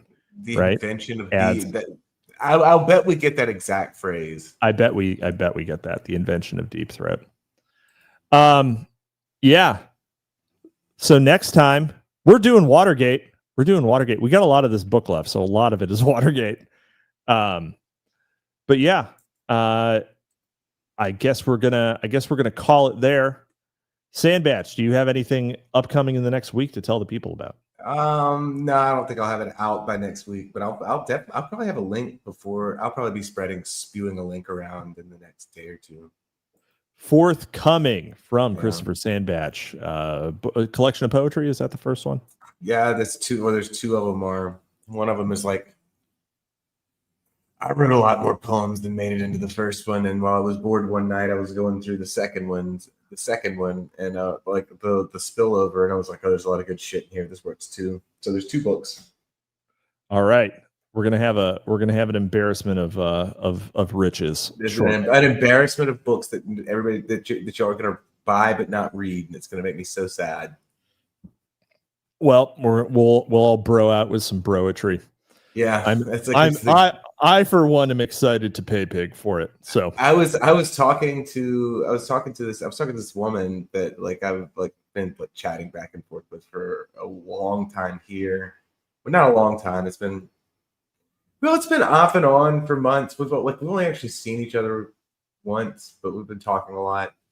And she went to art school, of course. She's a fashion designer. She went to art school, and she was like, well, I think in 2025, prose is way cooler than poetry. And I was like, yeah, people have been saying that for 500 years. Just haven't been right yet. So, but we'll see. And then like somebody was in the comments, they wanted my e-girl novel. The e-girl novel is Jay Ford with the last minute $50. Jay Ford with a bomb. Thanks, buddy. No false flags happening here. Jay Ford is not a plant in the audience to sort of spur you all to give us more super chats next time. Also, next time I will endeavor to get. I realize that I now still need to get OBS set up in order to do entropy. So I will try to do that before next time. That's right. So, all right. Thank you, Jay Ford. Everyone, look out for that book. And hey, pick up Thomas Pynchon's new novel, which releases at midnight today. So that's my shill. I'm shilling for someone who absolutely doesn't need it. You know who's already got it? I don't know. You already got it. I've got it. Wow. Well, I'm actually going to a midnight release. So are you really? I am. Yeah. Yeah. I'm that kind of nerd. I'm that kind of nerd. Well, I mean, when I did that for Cormac McCarthy. So yeah. He's like the non-Southerners, Cormac McCarthy. The thing is that there's some sort of weirdo chance that Thomas Pynchon could show up to any of the midnight release events. Just because he's such a fucking weirdo. So, might be a lifetime achievement upside there. Who knows? 0% chance. Not a 0% chance. He's a fucking weirdo. But he's known to appear in strange places. But all right. I will leave you there, and until next time, remember not to wrap your conspiracy in a conspiracy unless a fake conspiracy takes you out. You're discouraged from questioning and thinking critically. You must accept the word of the leaders. They make you feel guilty if you do question or argue. Your environment is often controlled, cutting you off from friends, family, school, previously held beliefs. They want you to become dependent, provide a poor diet, poor health care, little sleep, and long exhausting hours of work to make you physically weak and lower your ability to think clearly. Subtly, your self-confidence gets undermined, and your self-image or sense of identity is changed. The leaders control channels of communication. They cut off or put down outside sources of information. Then they bombard you with what they want you to think. They use strong peer pressure, playing on your desire to be loved and accepted. The leaders may promise rewards if you obey them and punishment if you don't, but they alternate harshness and leniency in order to confuse you. The leaders manipulate language, giving special meanings to words that only insiders understand. This is to make you feel like you're part of a special, important, or elite group, and that outsiders are inferior, dangerous, or doomed. You have to confess your shortcomings, mistakes, or misbehavior, sometimes even if these things never really happened.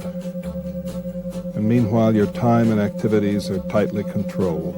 You don't have much privacy or energy or time to think because you're too busy doing monotonous, repetitive tasks. The leaders try to control you and even your sexuality, everything about you. They want to exploit you for their own enrichment, their own power or grandiosity. If they succeed, you will declare your loyalty to its leaders, rejecting your old values and way of life. Without realizing it, you will have been changed into a person who is being controlled by a totalist cult.